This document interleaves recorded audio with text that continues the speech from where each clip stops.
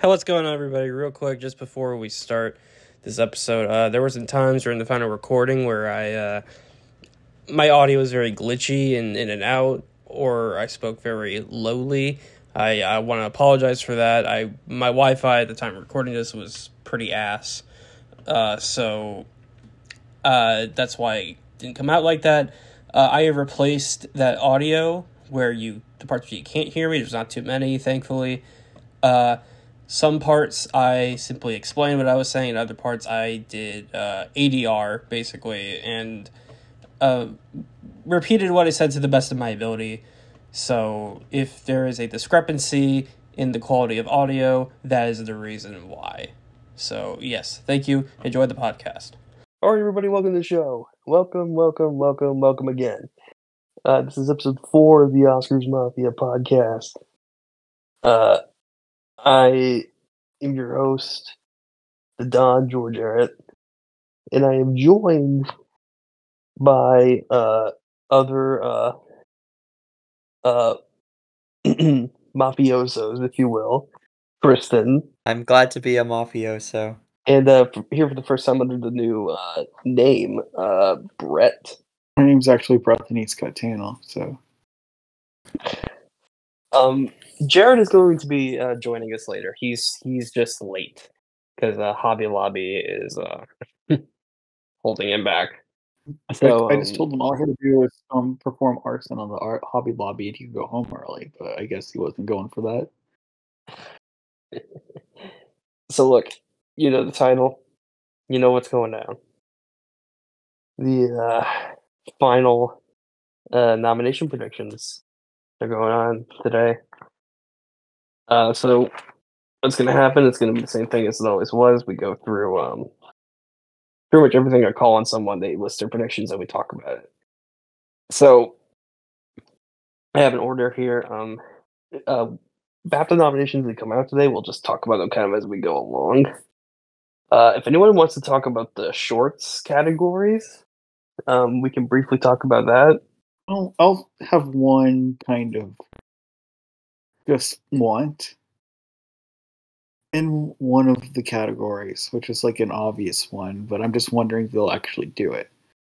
I'm hoping that they do nominate Once Upon a Studio an animated short, because I think it's really great, and I think it's like maybe the only good thing Disney did this year. So shouting that out, that's something that they should go for. Yeah, I've seen that one too. It's a really good one. I think they should go with it. I haven't seen that one. I'm kind of going off of the assumption that all the big name shorts get shut out. So like that, and also Henry Sugar and Strange Way of Life. I'm kind of going on the assumption that this branch likes to gatekeep because they often do, and based on that, I'm going to say all those big name shorts are going to get shut out.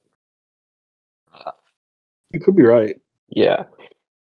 You can check on Gold Derby to see what I have. I'm going to probably change this because I don't know anything about these categories.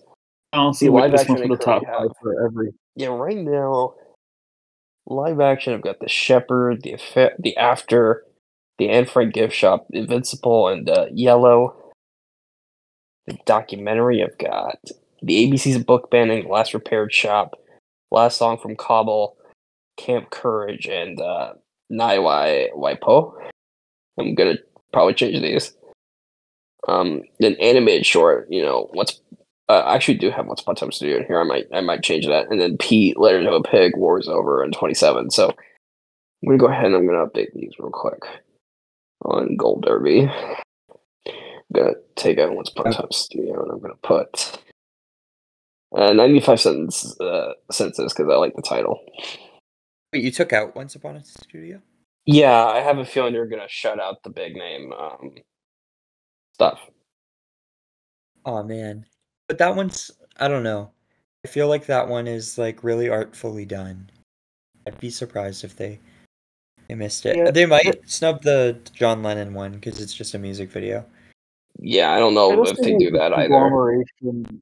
It does seem like the conglomeration of 100 years of like the biggest studio of all time. So I don't know. Maybe they can recognize it.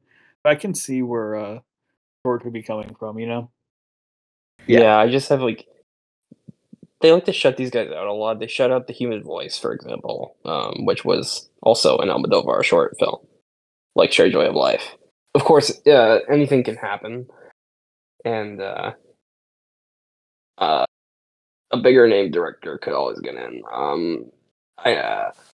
Yeah, that is something that could happen.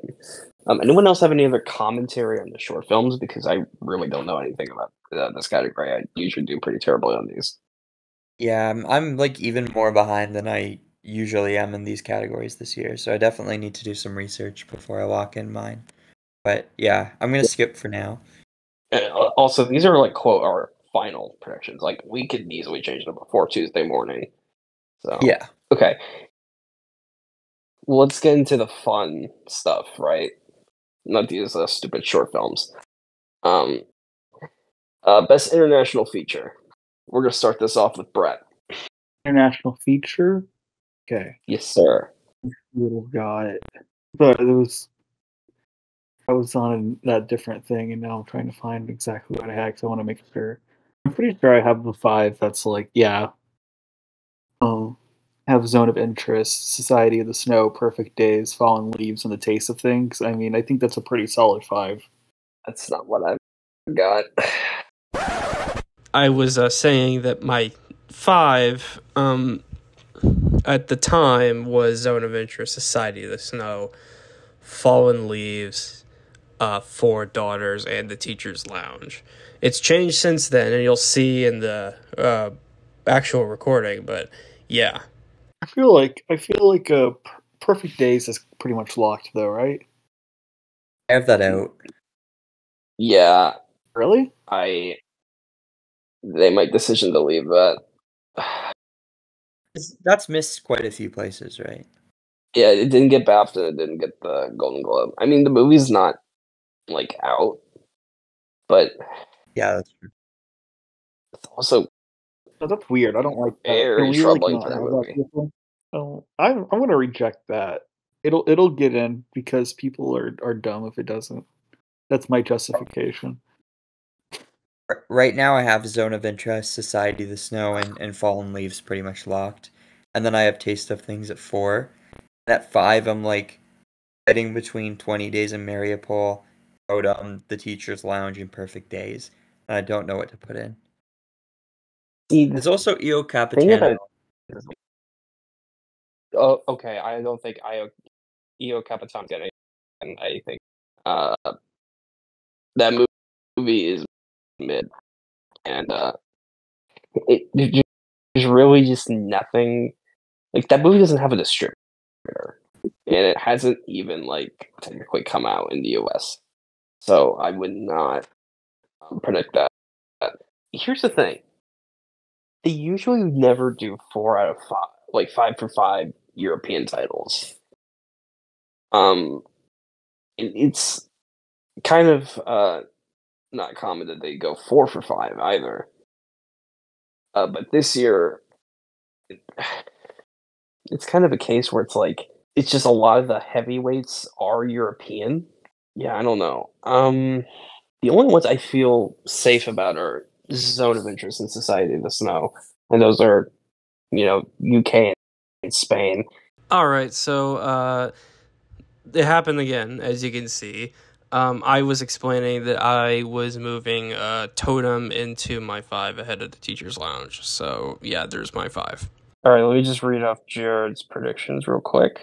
Okay, Jared's got Zone of Interest, Society of Snow, Fallen Leaves, Perfect Days, and The Taste of Things, which I feel like we all kind of have a similar take on this one.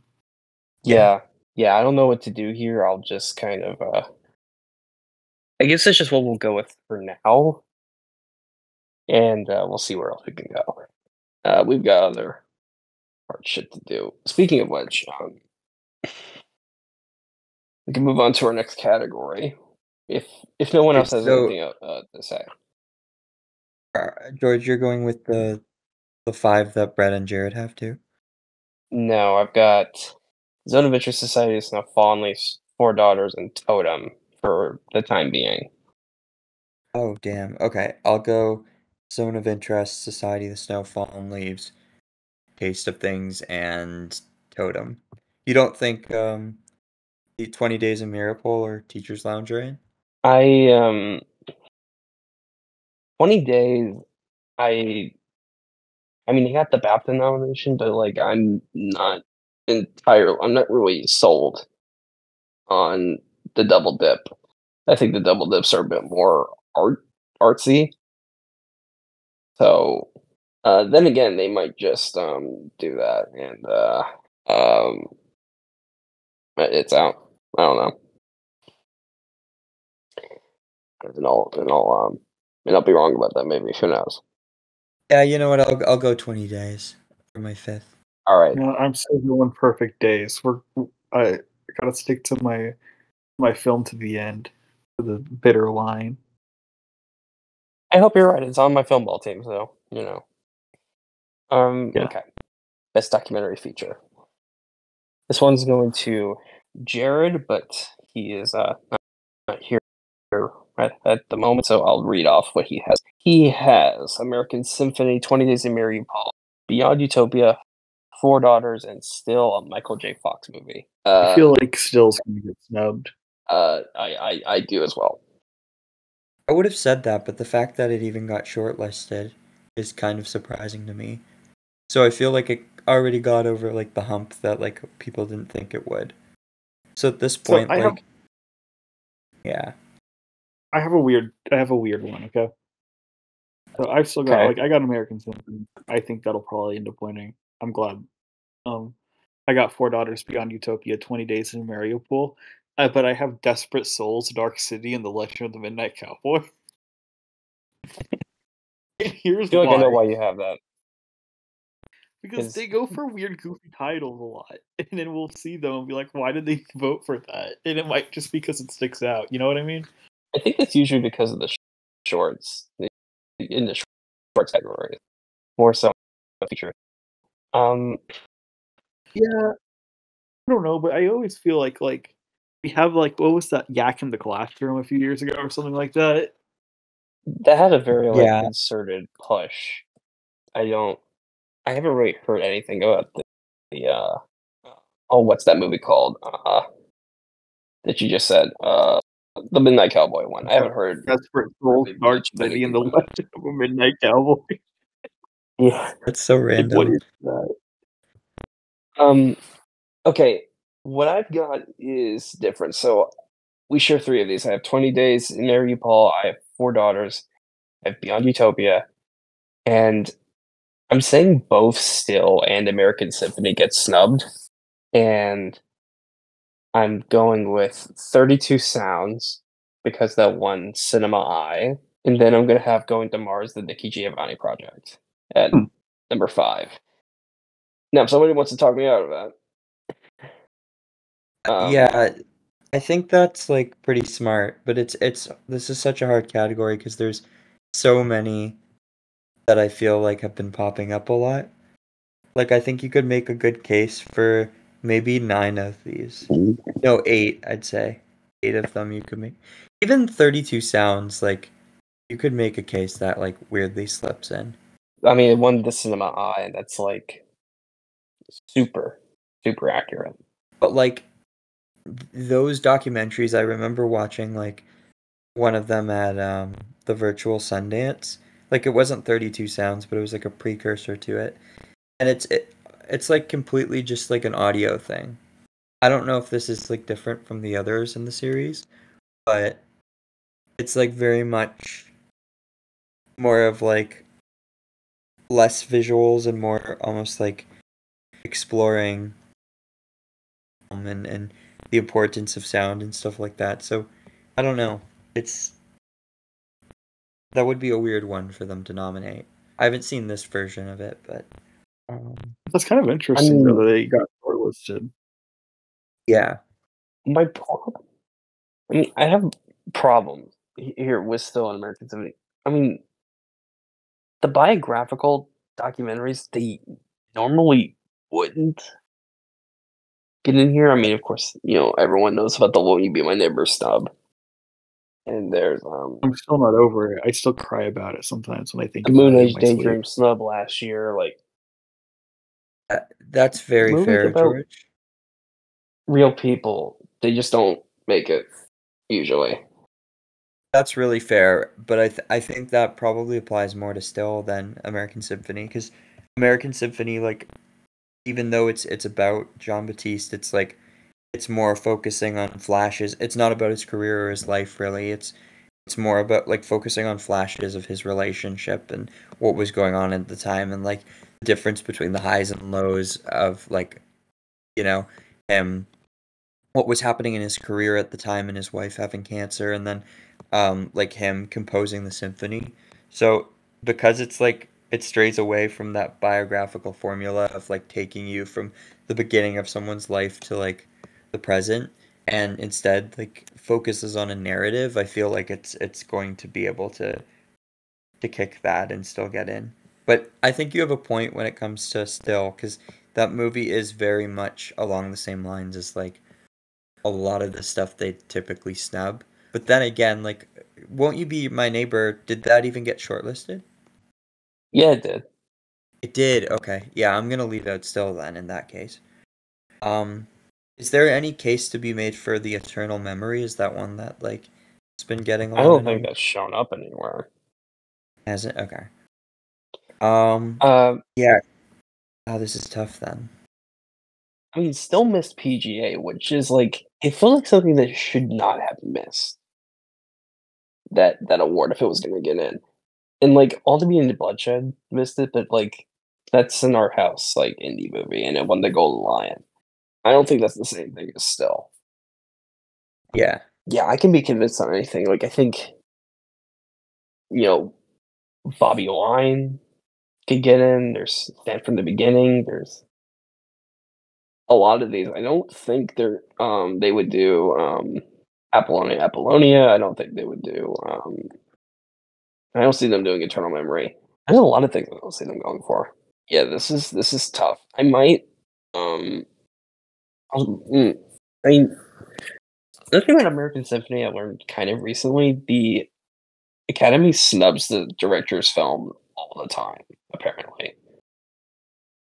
They don't like I guess they just don't like his films. So Whose film? I don't know if that's gonna play a factor, but then again, maybe also the fact that American Symphony is on the short list in song and then score means it can like the whole uh organization is watching it. And that could just I don't know.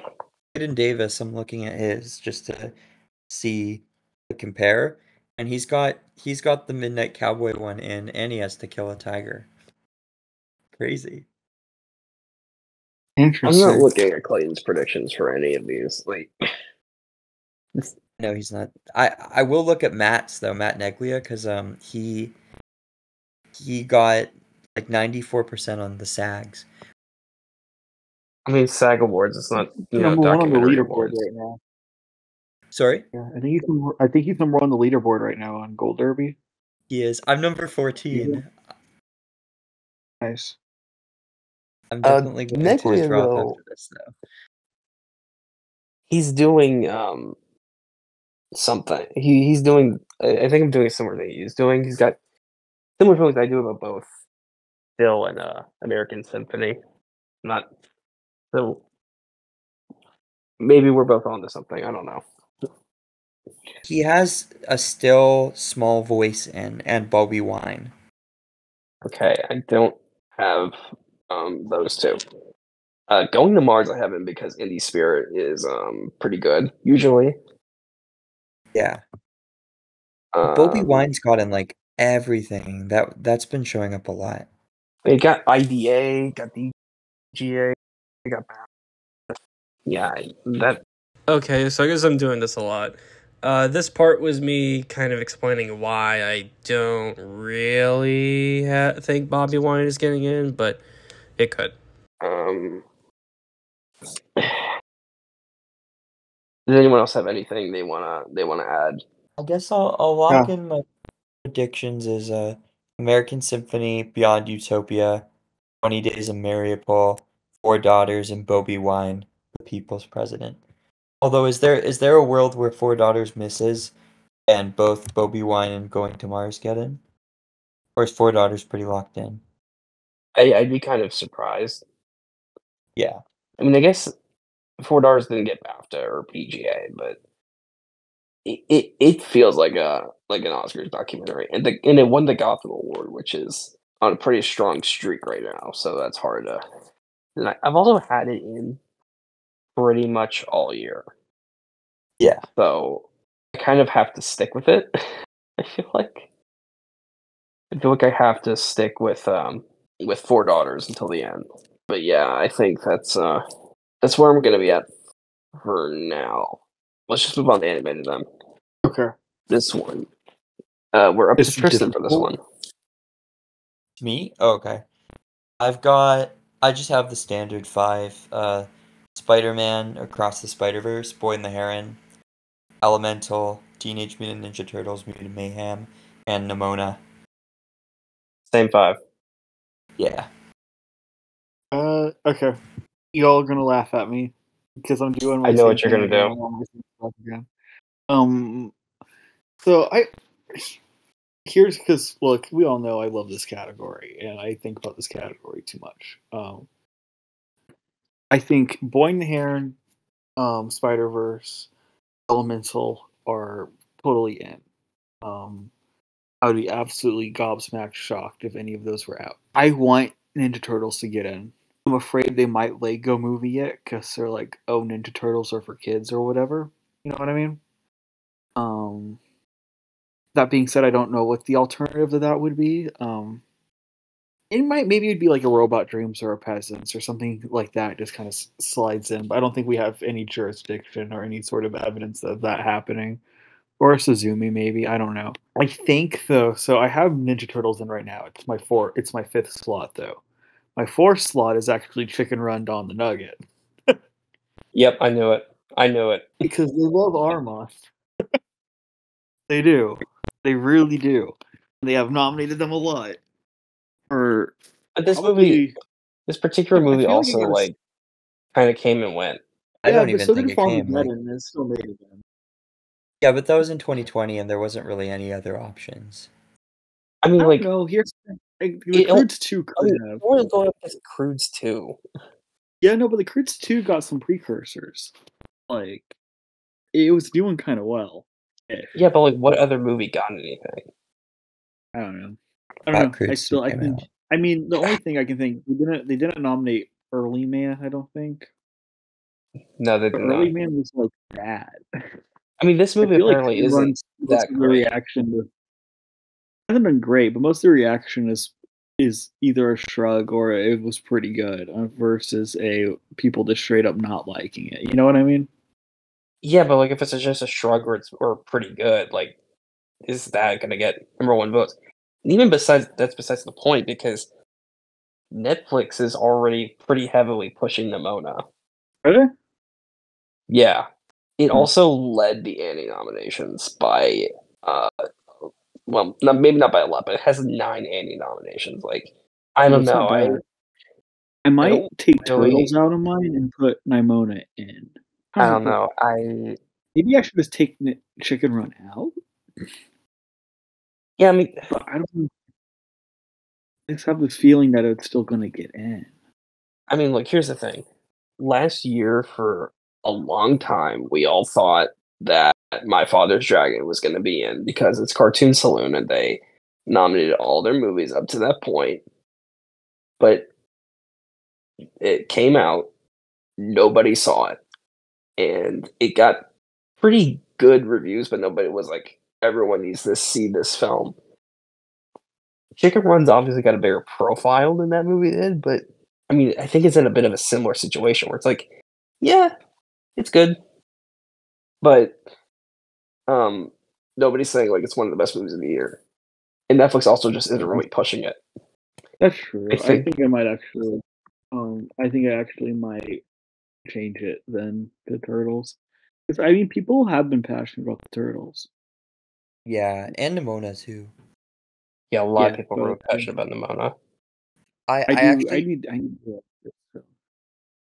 I had a customer who came into Best Buy and started ranting about Chicken Run 2 and how like the original Chicken Run was so much better and they waited like 20 years for this one. And I haven't seen Chicken Run Dawn of the Nugget, but the fact that people are this passionate about it not living up to the original, I just gotta leave it off because of that. I just want to be like that guy from Best Buy specifically is the reason that Chicken Run 2 is not going to get an Oscar nomination. Yep. No. That shit happens, man. Shit happens. All right. Imagine if Chicken Run 2 just got into picture like it was a 10 slot. That'd be crazy, but not animated. By the way, Yeah. Jared is putting the same regular spider spawn inherent elemental turtles and so I think we're I all in don't know if we're going alignment to now. talk much about I don't know if we're going to talk much about who's like winning these categories. Because I'm sure Right that's now, a the different nominations video. are important. I certainly have thoughts about stuff, but we'll save it for like when we talk about the nominations once they come out. I think Yeah. that's I mean, best course of I action. guess my brief thing about this category is I think the Boy and the Heron will. I hope you're right. I think it will. I really do. But I guess we can get into that some other time. There's a lot of bad press right now for Spider-Verse for whatever reason. And like I feel like Boy and the Heron's really on the rise, so I'd agree with you on that. Well, We'll I see if mean, if we're talking that about ends the up production panning out. stories on, we're talking about the production stories on Spider Verse because apparently it was an Yeah. absolute hell to work on that movie, which isn't cool. But like, I more so just think We'll it's a talk sequel about it, to but like, something that how many like it general already exists. voting members actually care about that? Yeah, I still think it'll. I think it'll go to Heron because of the whole like. I know that Miyazaki saying it's not. Well, it might not be his last movie or whatever, but with age, it could very well be his last movie. And I also think that Spider Verse is a sequel to a movie that's already won. And if you're not Toy Story, it's really hard to do that again. So I don't know. We'll see, but we'll see. I mean, we'll see how things play out. It'll be interesting for sure. All right, we're up to best original song, which is my first category tonight. So I currently have the two Barbies. What Was I Made For? And I'm Just Ken. Then I have the mandatory Diane Warren spot, The Fire Inside from Flamin' Hot. Even though that song is absolute hot ass. It's potentially the worst song I've ever heard in my life. But you know, the Diane Yeah. Warren spot. So she's this branch of this category's John Williams. And after that, I think it's a little bit tricky.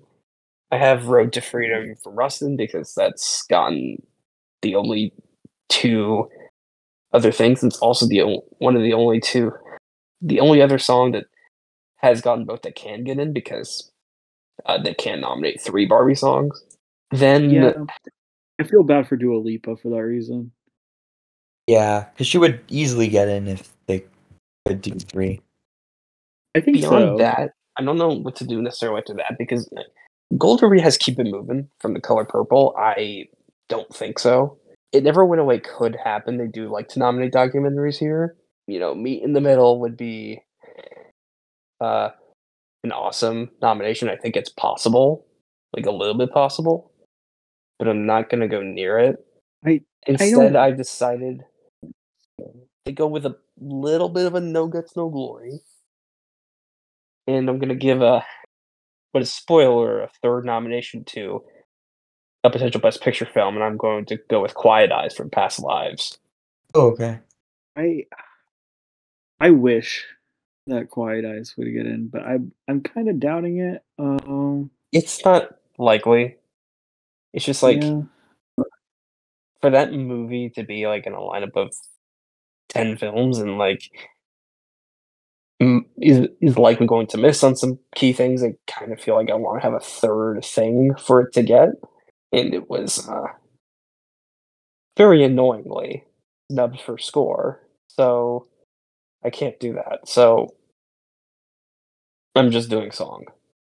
Yeah, no, that's fair. For me, I have the Barbies. I have Flaming Hot, unfortunately. I have the Road to Freedom because it always feels like they do one of those pump up anthem songs every year. Mm-hmm. And then I have the American Symphony song because John Batiste is kind of like an awards body favorite. It seems like, you know. That's a smarter prediction than me. I'll say that much. Yeah. It seems like a little bit of hope gifting, but like I get it. So I've got the two Barbies and Road to Freedom. I feel like those three are kind of locks. I don't know if I want to go with the Diane Warren. Tristan. I might. Yeah, I know, but like, hear me out. I think If she can get in. Okay, so with this part, I was basically telling Tristan if Diane Warren can get in for a movie that doesn't exist, that being like a woman, and if she could get in without an excuse to get in, specifically, winning an honorary Oscar that year, then she can get in for a movie that people actually watched and is on Hulu and is directed by a name that at least some people know. So, yeah. that's Just fair, saying, man. But I think that actually might be a negative for her. The fact that people know Flaming Hot and know how like ridiculous it is. Like those other movies, people didn't really know, so they were judging just people based on the song. like it, though. Whereas, like, I don't know. Wait, people like it? I thought that movie like bombed. I saw some people like the song. Oh, I don't know. Like, I think with the other movies, people just judged it based on the songs themselves, and they were like kind of like pageanty and stuff. Like they had like this very traditional, like feeling to them that older Academy members who like Diane Warren would go for.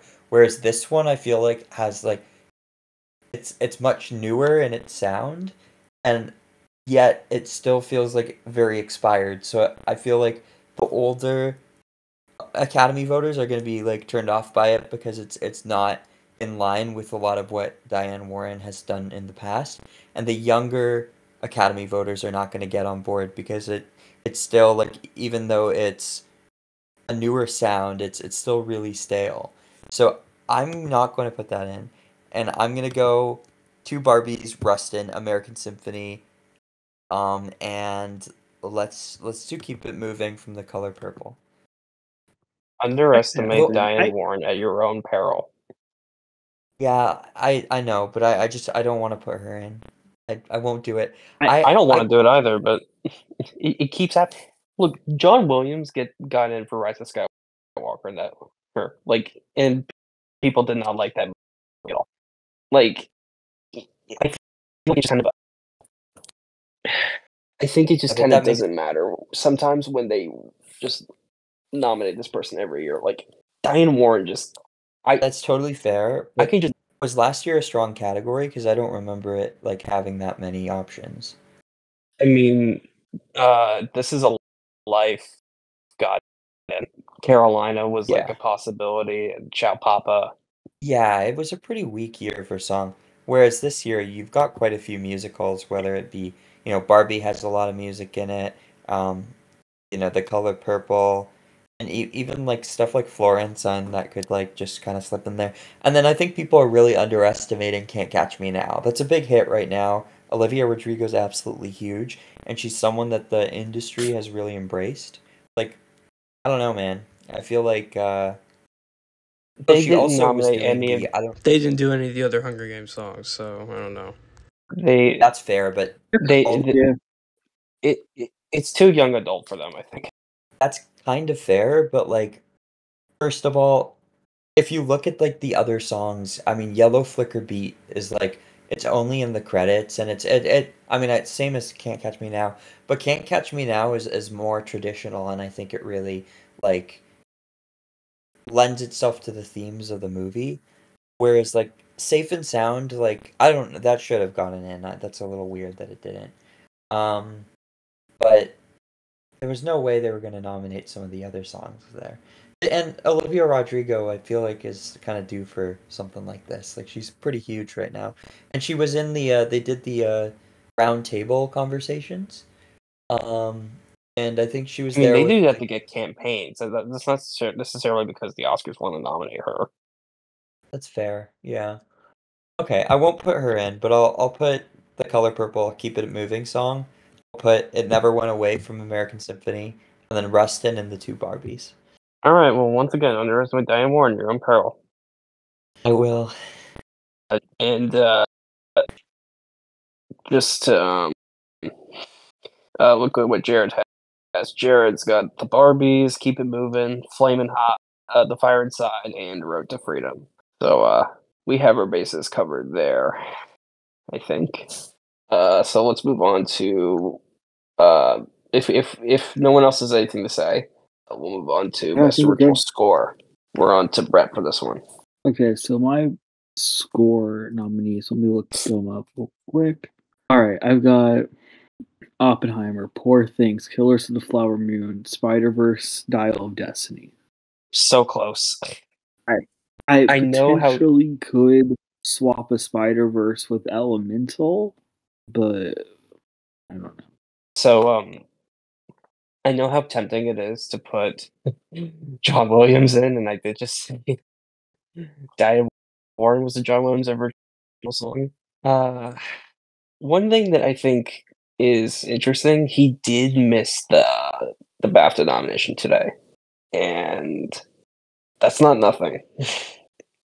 Yeah, I'm kind of interested to see how Indiana Jones will do at the Academy Awards because, like, that movie is hated.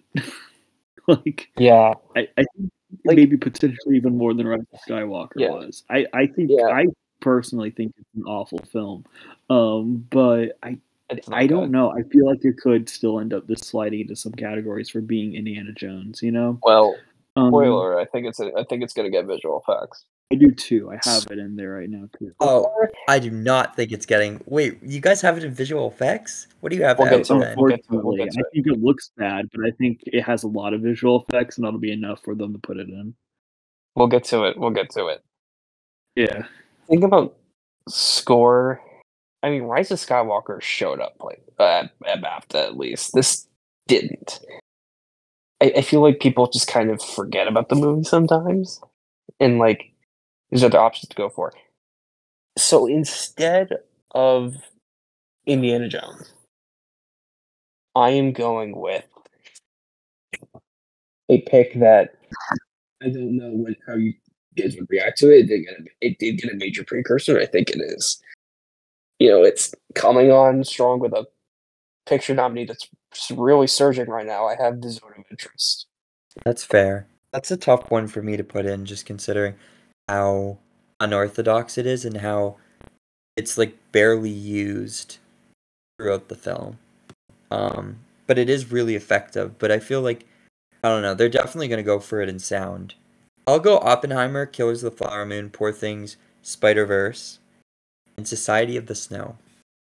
Oh God, please don't do Society of the Snow. Oh God. I don't know, man. Like, what about, okay, remember when Parallel Mothers just randomly got in there like a few years ago? That score was good, at least. I feel like Society of the Snow, it's like epic. I think they're gonna do that. I mean, I'm projecting my own feelings of the score onto this. Here's the problem though. Like, genuinely, the British doesn't seem to like Michael Giacchino anymore. Like, remember last year he didn't even get shortlisted for the Batman. That's true. That was brutal. And like, he You know hasn't what? been nominated since Up. You're right. I'll take him out. I'm gonna put. Yeah, I'm gonna do it. I'll put Joe Hisaishi for Win the Heron. Oh my God, please. Please, You I know, need this. I need this in my life. Why not? Why not? If it's gonna win animated, and I don't know. I just feel like not. Oh, with the zone of interest, it's such a wide body of people that are voting. And the people who are voting for best original score, a lot of them are like composers and stuff. They're voting for like the music itself almost. And zone of interest, I feel like it's more the sound design than the score that really, not that the score is not great, but it's very, very limited compared to some of these other ones. I just feel like it's something that could rise with the film because the film has really surged a lot these past couple of weeks. And I know it didn't get BAFTA. Apparently, it wasn't eligible. I'm not sure why it wasn't eligible. But the fact that it apparently wasn't makes me think BAFTA doesn't really matter. And speaking of BAFTA not really mattering, I don't see where Saltburn gets in here. So let's not even entertain that. I think Saltburn will get in other categories, but not this one. I don't know. Yeah, I'm just kind of going with Zone of Interest, and Mika Levy is a previous nominee, so I think that speaks for something. And I'll say, as someone who has seen Zone of Interest, it is a very, very minimal avant-garde score. I think it'd be a cool choice, but I can absolutely see them absolutely not registering that it's even a score. You know what I mean? I mean, yeah, it could happen. I'm just saying, like, I mean, it got the Golden Globe nomination, and also just like again, like the movie's really rising right now, and I think it's something that could just go on, like kind of like Everything Everywhere last year, which I also called, like especially after it got the BAFTA nomination. I was like, man, if Everything Everywhere comes on really, really strong, it can easily get score. Yeah. I kind of feel like it's something like that. It's fair. It's totally a fair estimation. It'll be a very unorthodox score nominee if it does get it. I mean, the film seems kind of like an unorthodox nominee in general, doesn't it? It does, but even like you'll know what I mean when you see the movie. Like it would be a very like Hopefully this weekend. That would be nominated in that grand scale. Like it's a cool score, but like it feels more like it's a part of the sound design than just the score. If that makes sense. Okay. I mean, LA film critics did recognize the sound designer along with the composer. So yeah, you see that makes sense to me. That checks out. And just confirm with Jared. Jared's got Oppenheimer, Poor Things, Killers of the Flower Moon, Elemental, and Spider-Man Across the Spider-Verse. So seems like we've all got something different. Yeah, I could see them actually go for Elemental, but I don't know if the movie's strong enough to get there. But I don't know. They love Thomas Newman. It's a good score, so I don't know. The movie also, the score just also hasn't gotten as much attention as we maybe would have thought. I mean, it's possible, but I guess we just need if to the movie's see. like not even close to winning animated, I don't know if they would have the incentive to do it. I'm just wondering if because I do think that if it does get nominated, then we're just like, oh, Thomas Newman gets a slot every year at this point. You know what I mean? Even then he doesn't, because like a lot of people thought he was going to get him for The Little Things, and he didn't. So yeah, that's fair. All right. Remember the Little Things. Let's move on to a category we were very briefly talking about. Tristan was kind of yelling at us. Visual effects, which is a Jared category. So I'll go ahead and I'll read his off. He's got Guardians of the Galaxy Volume 3, The Creator, Spider-Man Across the Spider-Verse, Poor Things, and Godzilla -1. Spider-Verse is not getting visual effects. Evident. That is not happening. It would be cool. I love the film. It would be really cool. I really do not think that they will even consider giving an animated movie that it's not motion visual effects anytime soon. Like that's still a little bit of a confusing ground for the Academy. Is it dumb? Yeah. I don't think that's happening. Again, I think it makes sense with Kubo because Kubo stop motion. I think you can see the special effects there a little more. Do you know what I mean? I feel like that's going to be a weird, cloudy area for them. The fact that it made the short list though means they're that someone is considering it. Yeah, but Soul made the shortlist too, and it was 2020. That is also true. So, look, I have the creator, I have Guardians 3.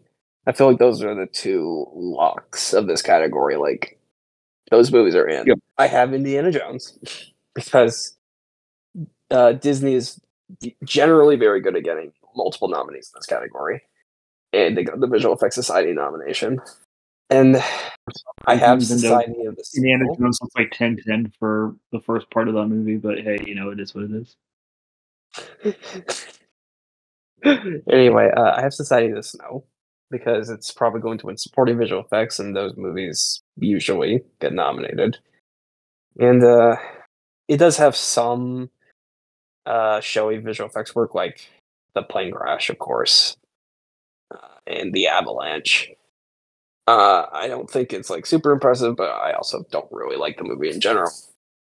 And then I don't really know what to do because Poor Things didn't get supporting visual effects at Visual Effects Society, which is troubling. It kind of feels like Shape of Water or Mank, which were picture contenders that were shortlisted but ultimately not nominated. I think it does enough to where it could warrant a nomination, but it's not like a CGI heavy movie by any stretch.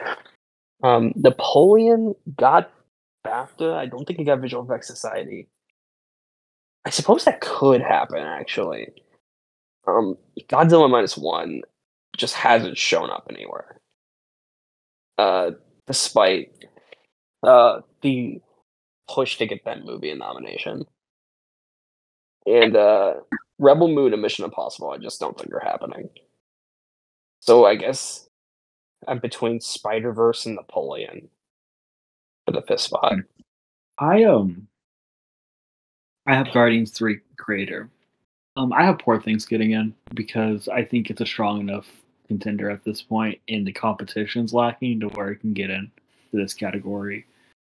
I have Godzilla Minus One getting in. I think the narrative for that is going to get in a similar way that like Natu got in from RRR. I have an indication, a feeling that there's going to be a push for Godzilla Minus One to get into visual effects. And then I unfortunately have Indiana Jones. Maybe, I don't know, the Society of the Snow thing is interesting. I didn't really think about it having visual effects. So, hey, maybe by Tuesday I'll change that. But like, those are the 5 I have right now.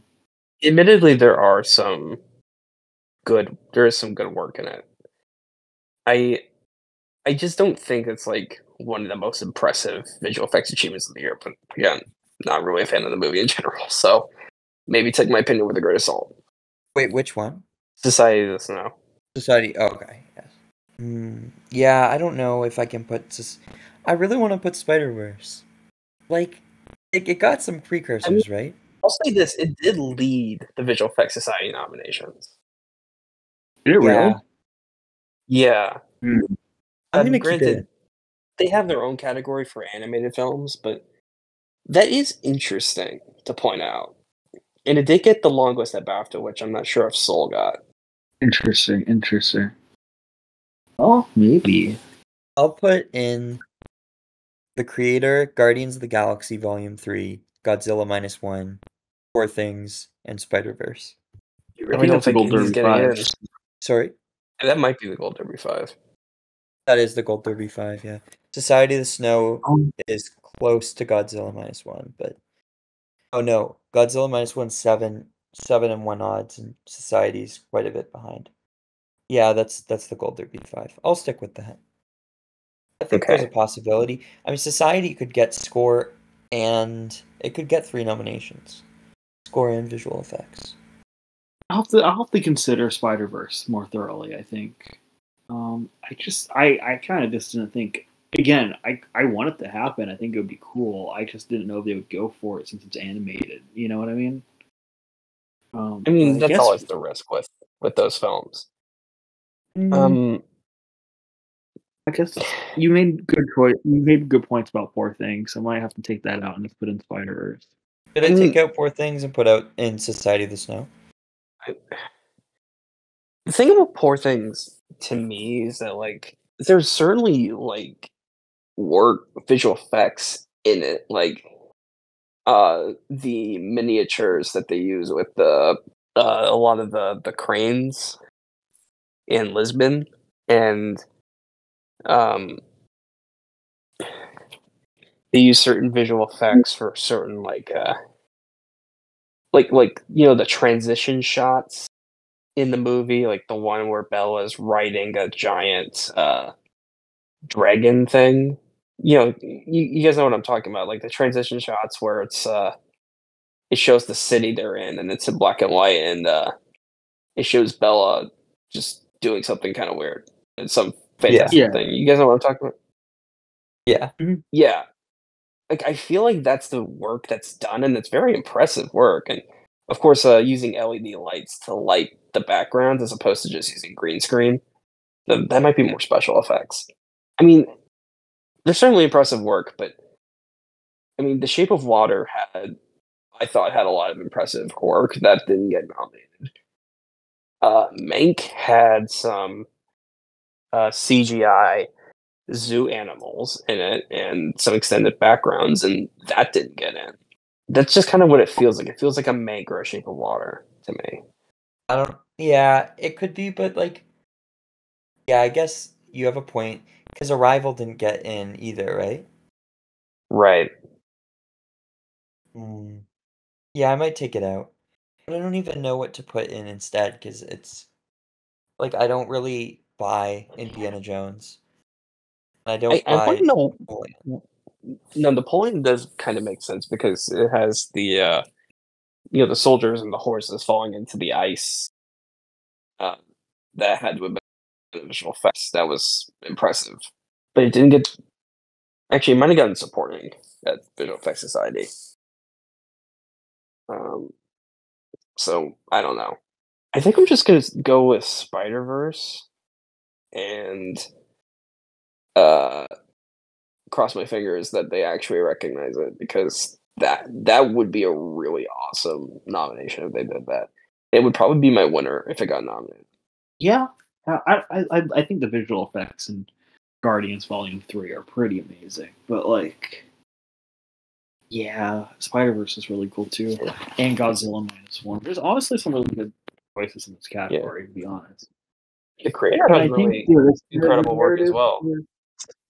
Godzilla only costs like what, 60 million to make, and it looks better than like the Yeah. vast majority of movies that come out. But, Then again, the creator has something similar where that was only 80 million. yeah, totally.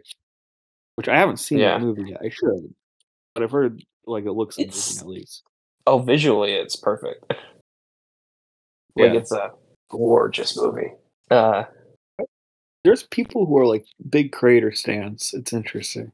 I mean, I like the movie, but I wouldn't say it's like amazing. Anyone else have anything they want to add to this category? No. No, I'm gonna keep this 5. All right. Well, now we're up to best sound, which is a Tristan category.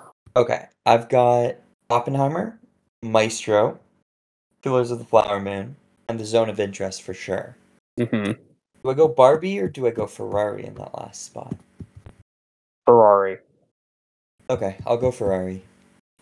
And I that also would be have the 5 that I Oppenheimer, have. Killers, Zone, Mastro, Ferrari. Ferrari has gotten everything. I Which is weird. haven't seen the movie, but I mean, I've heard some of the sound mixing, and it is bad. Like straight up bad. it's more Yeah, I've so heard some just like mixed things. unimpressive. There's one sequence, and it is the sequence of the film that you'll take away from the movie that looks and sounds like pretty perfect. That's probably what people are going to think about when they vote for it. But I don't know. I think overall it's all right. Like it sounds fine, I guess, but it wasn't like Yeah, I mean, I've heard something a lot like of a complaints about it. Ford. I don't know. I don't remember ever thinking that the audio was like specifically bad. Like I mean, I guess that's it's the not one like that Belfast where you can literally hear like the mic wire and the ADR. yeah. Yeah, no, that was like the one that baffled me that got into sound. And I don't even dislike Belfast, but like I picked up on that immediately. No, I didn't notice anything like that in Ferrari. But also, I'm not gonna lie, I was so bored and unengaged with Ferrari at a certain point that like I was literally thinking about where I was gonna go for dinner, so maybe I missed.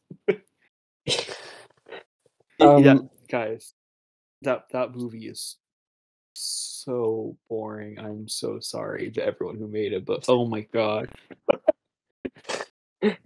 I thought Okay. the complaints about the sound design might take it out, kind of like Tenet, but this is showing up everywhere, and Tenet did not get Cinema Audience Society, did not get BAFTA, and yeah, it's kind of weird here. I'll be honest, I don't really get Barbie in sound other than the musical sequences and like some of the creative effects. I think the sound effects, it kind of just reminds me of Everything Everywhere in sound last year, which obviously didn't happen. Also, I just don't see them going 5 for 5 with picture nominees.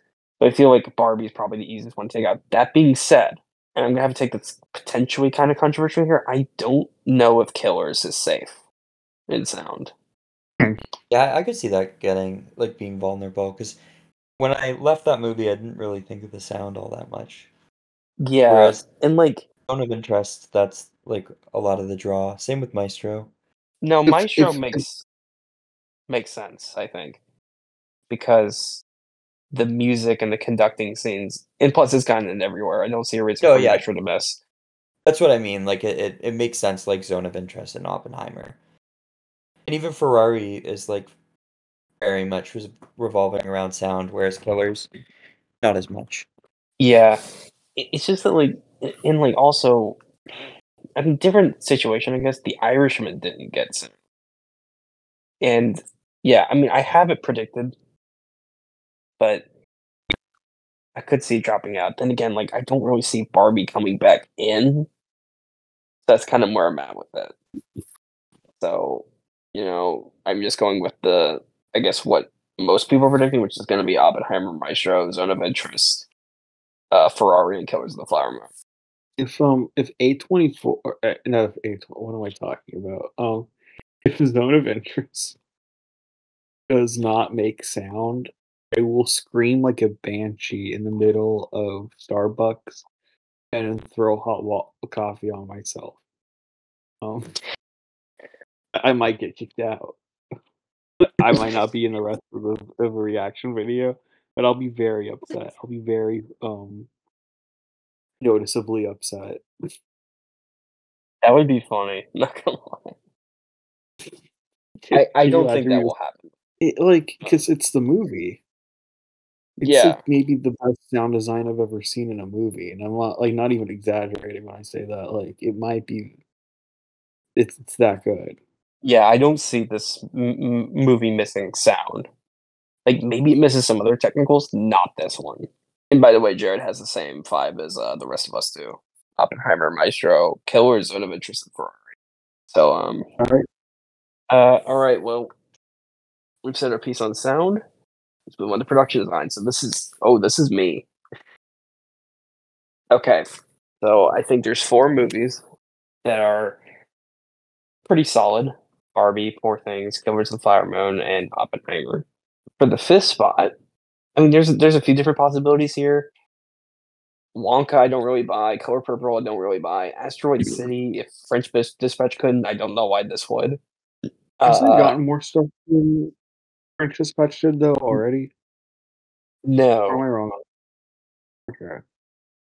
it didn't get BAFTA.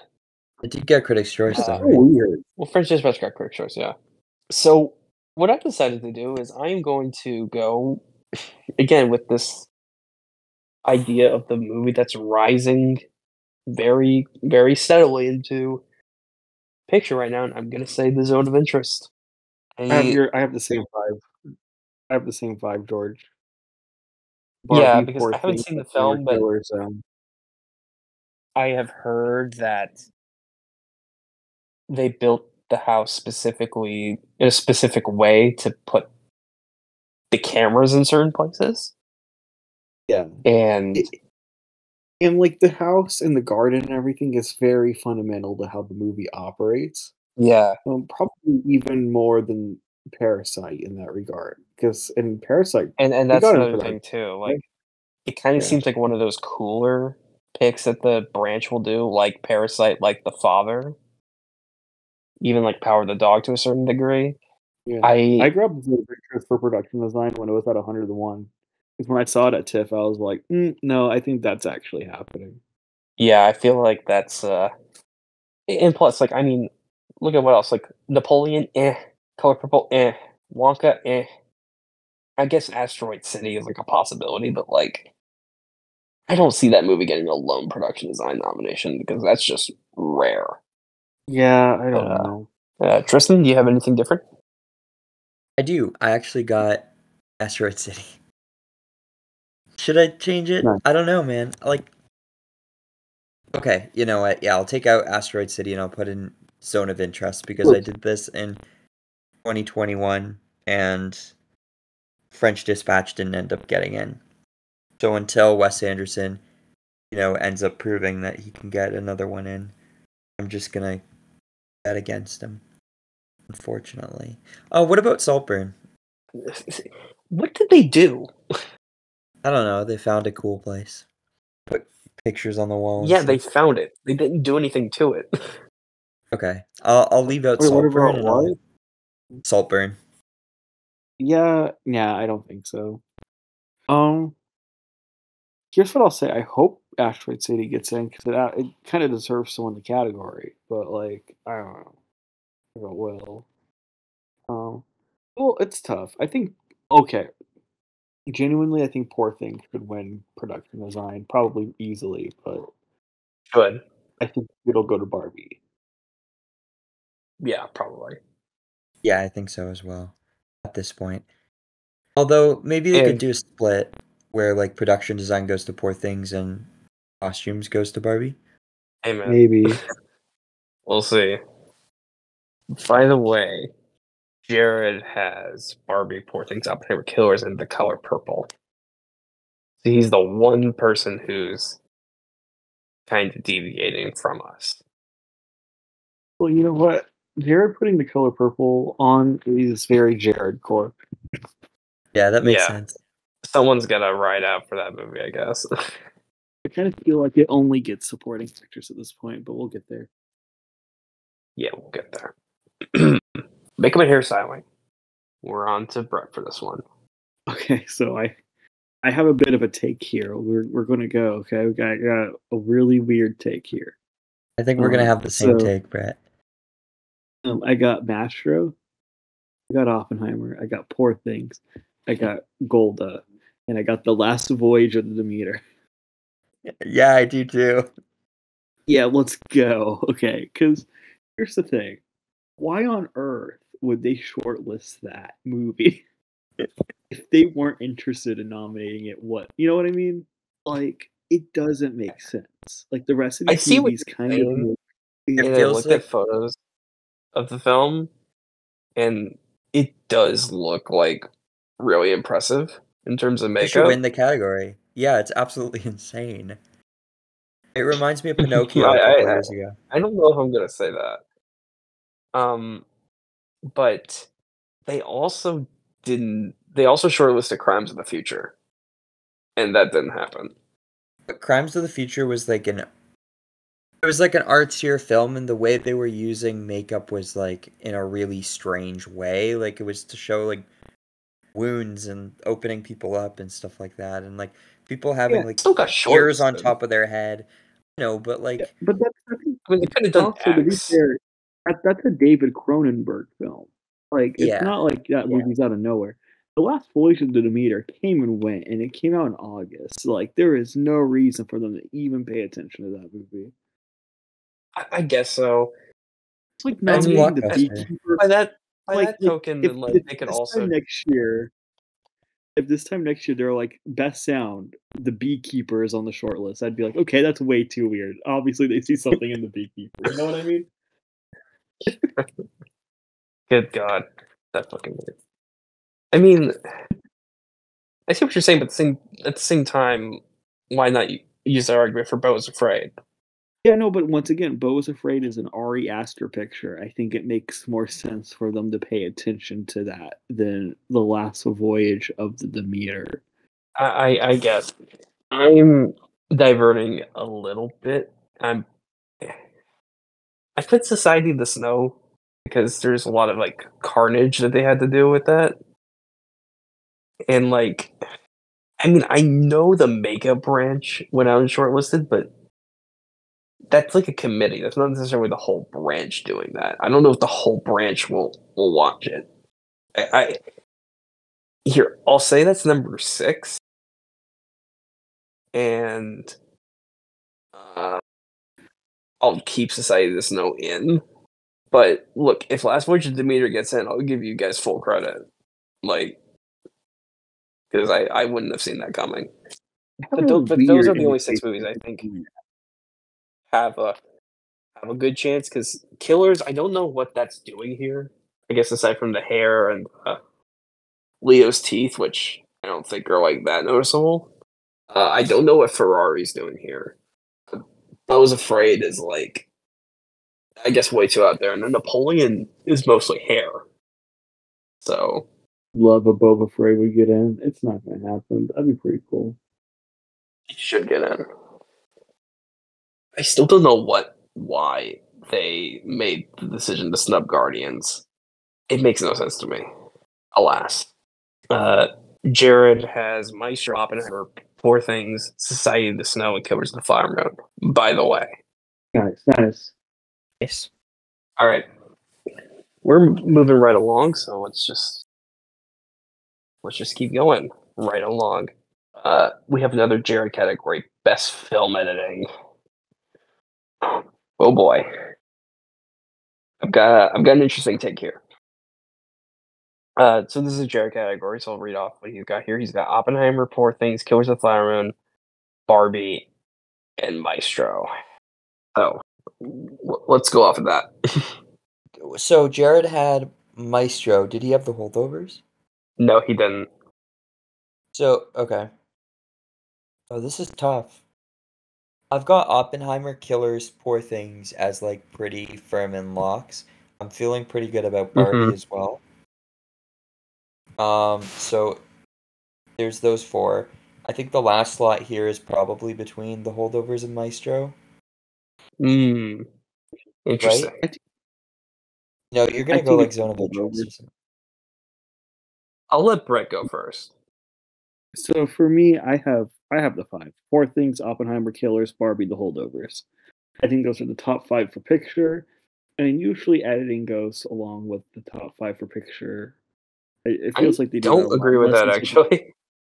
Well, unless there's like a big flashy editing, like a Baby Driver or something like that. But I don't see. Yeah, but like, I mean, last year it was what, Everything Everywhere, Tar, Top Gun, Elvis, Banshees. Fablemans was top 5. That didn't get in.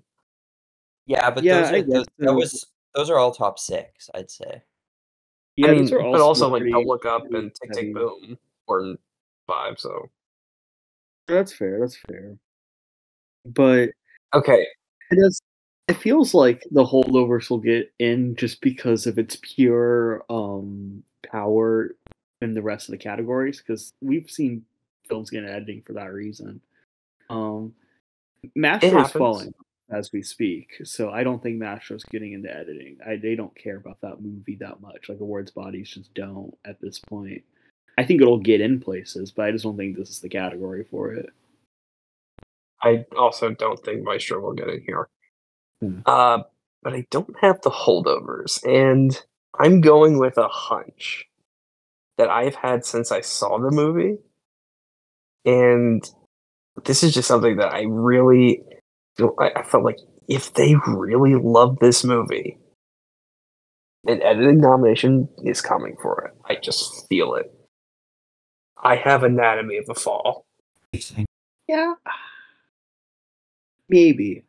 The Anatomy of a Fall, that whole movie is like pushing more and more and more towards the top.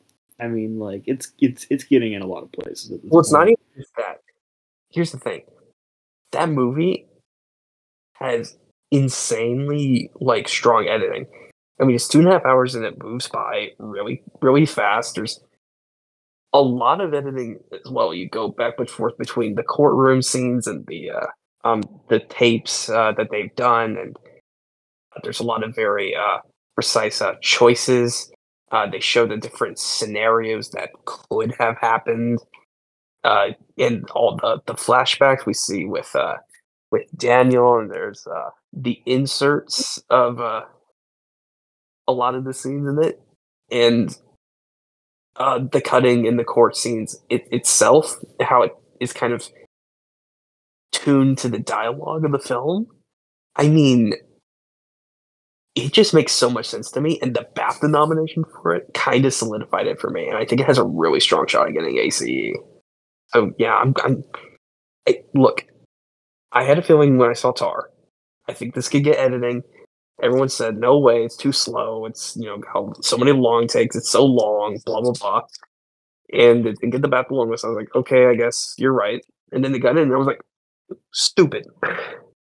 So I don't know. I'm just going with my hunch that I've had for a long time that Anatomy of a Fall can just get an editing, and that's what I'm predicting over the holdovers. Which, aside from being a strong contender, like a really strong contender, I think if that wasn't as strong as it is, I don't think it would be seriously in contention for editing. I really don't. Well, yeah, I don't either, but I mean, we've seen it before, like a Jojo Rabbit, where you just kind of get into editing because people. Jojo Rabbit had comedic timing to it. Well, Holdovers also has comedic timing to it. To be fair, I guess, but I feel like JoJo's editing was a bit more in that respect. yeah, it was flashier. I mean, I'll give you that. Anatomy does have good editing. I don't know. I still feel like the Holdovers is a stronger contender for picture, and that could just get it into. I mean, I agree with you. But the top 5 in editing is usually not the top 5 in picture. Like I don't really agree that it is. Like Roma did not get in. Once Upon a Time in Hollywood did not get in. Minari did not get in. Like there's usually at least one outlier. That's fair. That's fair. I mean, again, I just have this feeling about Anatomy, just how showy that movie's editing. I would have thought American Fiction, but it's so low on the list. It's number 8, I guess. It's like it could happen. If you look at Gold Derby, though, they don't even have it in the top 10. It's like 15 or something like that. I mean, Gold Derby's weird. Ferrari's pretty dead. I don't know why people thought that in the first place, but well, I mean, I shouldn't say that. I do know why, but it wasn't going to happen. And then Air's obviously not getting in. Yeah, so I'm just going to go with Anatomy. I'm feeling it. I'm really feeling it. Where are we now? Costume design. We're up to Tristan for this one. Costumes. Okay, so I've got Barbie and Poor Things. I got The Color Purple. Okay, I got Killers of the Flower Moon. And I think I'm gonna go with Napoleon over Wonka. I'm a little bit different. So I've got Barbie, I've got Poor Things, I've got Killers. I've got Napoleon. I think that's happening at this point. And Color Purple Missing Costume Designers Guild is that was big to me. I thought if it was going to get anywhere, should have gotten in there. That's true. Wonka could, but it not getting it at BAFTA when it's, Paul King, very British. That's troubling as well. And I guess there's Oppenheimer, which I just don't really buy that they would nominate that movie for costumes, which, I mean, I know The Irishman got in and it was like similar with Men in Suits, but that was Sandy Powell this costume designer, like, their family probably doesn't even know who they are.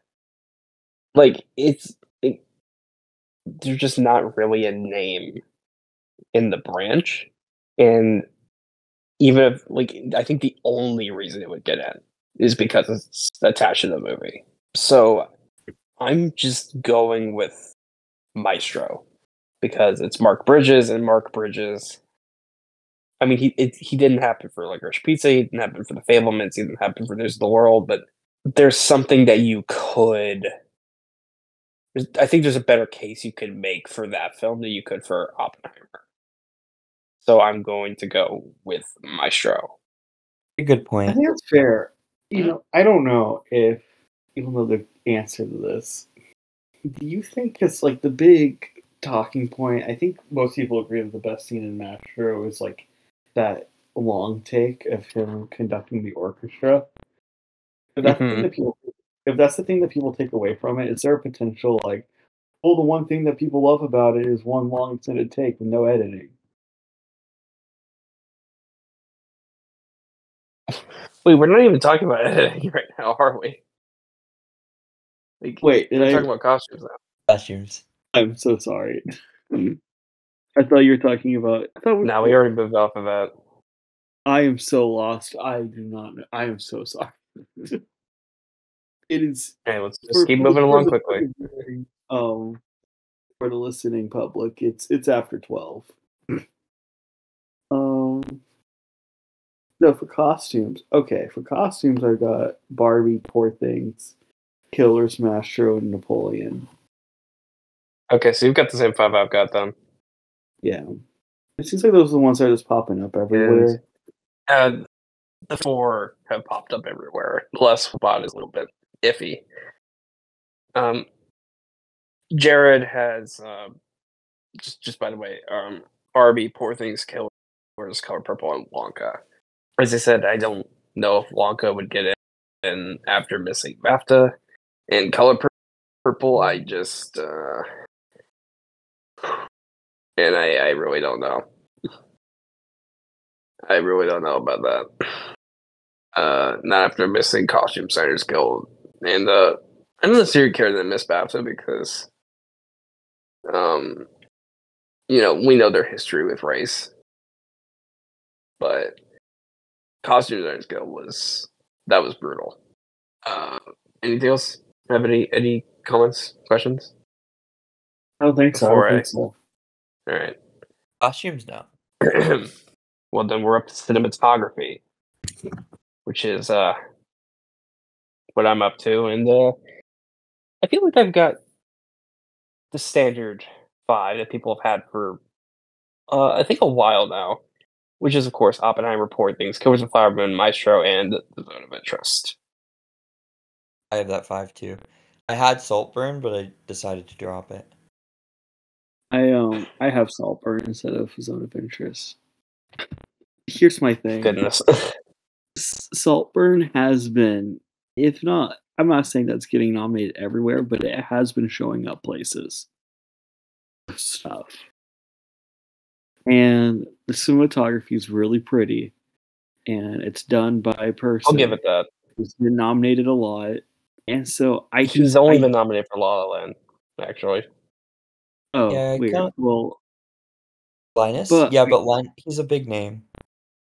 Yeah. Here's my problem.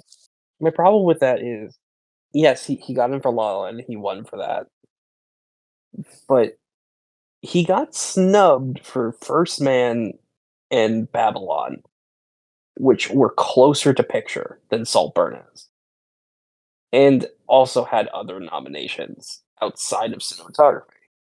I think Saltburn is way closer to picture than you're giving it credit for. I think it's like number 12 or 13. I don't know about that, buddy. I mean, like, the thing about it is that, like, if Saltburn's gonna get no other nominations, like, why would he get in when First Man and Babylon were closer? And for as close as Saltburn apparently is, it didn't get BAFTA today, and it didn't get ASC. Sure, it got British Society cinematographers, but like, why does that matter? I mean, well, okay, I shouldn't say why does that matter. It does kind of matter, but I don't know. If I feel like if we were going to get in, it should have gotten here. But they did the Zone of Interest instead. So I'm just gonna go with the BAFTA 5, and I don't know. I feel like Zone of Interest just it's coming on strong right now. I don't necessarily see why it would miss cinematography, if anything. And it's an interesting style of cinematography too, that I think cinematography branch is gonna recognize. Just saying, Lucas always has more nominations than Lisa Sangren does. That's true. I mean, that's fair. I just maybe I don't know. Cold I War just, and Ida, right? Yeah, I have Cold War this and Ida. weird inkling feeling that Saltburn's gonna sneak in somewhere. In screenplay, which is our next category. I think it might there too. Saltburn got fucked in a lot of places. Like, no SAG nominations. Did not get PGA. A lot of people thought it was going to get that. The only non-juried category it got in at BAFTA, unless you want to count British film, is score. And, like, I don't think it's going to get that. Like, if it was going to get anything, like, at BAFTA could have gotten cinematography, could have gotten screenplay, but it did not. It didn't. It got it also got 11 long list mentions in that picture. Like, I really feel like that movie is just House of Gucci, where sure it makes appearances in certain places that where it makes you think maybe it's close, but it doesn't actually translate. Maybe, but also like it's just kind of buzzy. Like people keep talking about it. I mean, people were talking about House of Gucci too. They weren't in this regard. Like I'm not even talking about just like people in film. I'm talking about like people. Yeah, George, House like of Like they Gucci made crossed a money. million views and logs on Letterboxd. Like that's kind of a big deal. Saltburn's extremely popular. Like it's absolutely massive with Gen Zs and like in general, but it's Okay, House of how many Gucci was not a people in the big deal. Academy do you think are Gen Z, Tristan? That's Yeah, true. but But I'm that's saying that true. it's just It doesn't matter though, George, because when a movie like that ends up getting, because that movie it's directed by an Oscar winner. It's intended to be a Oh, her Oscar only other player. film, to be fair.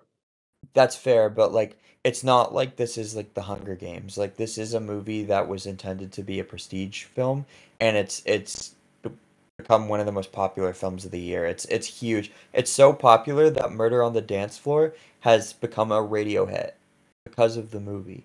Like it's a huge deal right now, and I know like there's not a lot of Academy voters on TikTok, but TikTok has completely dominated like pop culture, and it's spread past like the platform itself. And I think Saltburn is a movie that has really benefited from a social media presence. I'm not saying it's going to get in because it doesn't have widespread acclaim. It is very mixed, but I think we could see it pop up a couple places. We could even see it sneak into picture. I wouldn't be that surprised, to be honest. I could see it Nightmare Oh my Alley. god, don't, no, no, oh no, no, no, no. I wouldn't like it, but I could see, screenplay, cinematography, supporting actress, picture. If that, like, this is shaping up to be, like, aside from Maestro, like, an excellent top 10. If this took out something like Past Lives, I think I might have a conniption. I'm just gonna continue to believe that that like 60-year-old Quentin Tarantino isn't constantly watching Saltburn TikToks. Anyway, Jared currently has the 5 that Tristan and I have, which is Poor Things, Oppenheimer, Killers, Maestro, and The Zone of Interest. Maybe that's too easy of a 5, but I don't know. I will say this though: if something were to disrupt it, it doesn't have to be Saltburn. It could also be El Conde. That's true. That could happen. That ASC nomination was very surprising. I thought. it's so interesting to think about George this time last year, the Saltburn Stan. I know, right? God. You know, Look, everyone's got a I'm miss. just saying. Everyone It's an has to have a interesting arc. miss. Listen, even David Lynch had Dune. Even David Lynch had Dune. All right. Yeah, a cinematic masterpiece that everyone universally agrees is one of the greatest films ever conceived by mankind. David Lynch's Dune. Yeah. Anyway, if we have nothing more to say about cinematography, we can move above the line. Hey, let's go. Let's go above the line. That's original screenplay. We're on you, Brett. Okay, best original screenplay. Let's go. Let's go. I've got The Holdovers, Past Lives, Anatomy of a Fall, May December, Saltburn. It's tough. It's tough. I don't. This feels like a category that Mastro is gonna miss in to me. Um, as we've seen translated in the past, maybe that gets replaced with Air. Air has had the opposite of a strong presence any award season. Like, I just feel like it's Yeah, just kind of not doing anything whatsoever. And that I'm is very fine. conflicted. Um, so then that makes me go, well, what's gonna pop up? And I think the solid conclusion is Saltburn. Number one, I want to say this to be clear.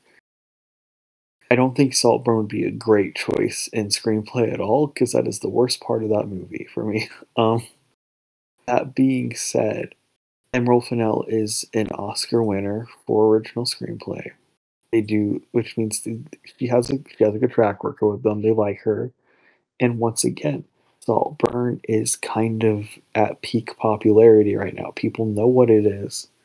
It is kind of in the public consciousness. I'm not saying that's going to get it necessarily the picture or anything like that, but it could pop up places, and it seems like it could be a surprise nomination. I mean, if it were going to get in here, I feel like it would have had a BAFTA nomination. True, but like, what's See, the alternative choice? I don't see it. that's the thing. I am hoping for a worst person level surprise. I don't know what that would be,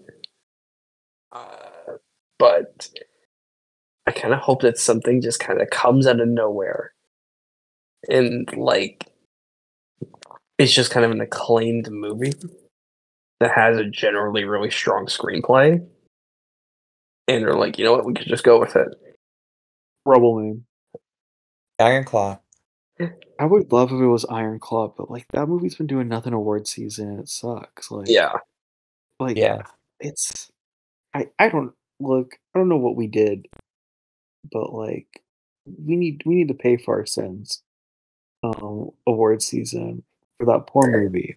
That is like one of the year's best movies and should easily be up for like maybe 10 plus nominations. Like what happened? What happened? Um, can't like do it. it's A24 completely dropped the ball on campaigning that one. It's ridiculous. It's ridiculous because like Yeah, look, I loved Past Lives and I loved the Zone of Interest, but I think you could have built a stronger campaign on the Iron Claw than either one of those movies for several reasons. So it's weird they didn't, but I don't know. they probably should have just held it for next year, to be honest. Yeah, they could have done that too, but Um, I'm just kind of defaulting to Maestro as much as I've resisted that. Uh, I mean, I said like for a long time, it's not King Richard. I know it doesn't need screenplay, and like I know King Richard. I said that about King Richard. King Richard was just a more writery film, but it's getting the BAFTA nomination today. And it's likely to get WGA, which we don't know. I just don't know what else to do. So I guess I'm just gonna have to say it's King Richard, and it gets in, even if it doesn't need it. hmm, I don't know. I don't know if it'll happen. But like between like Air and Saltburn, like I don't know. I don't see it. I can see Saltburn happening. I really can. I think it's the fifth slot at this point.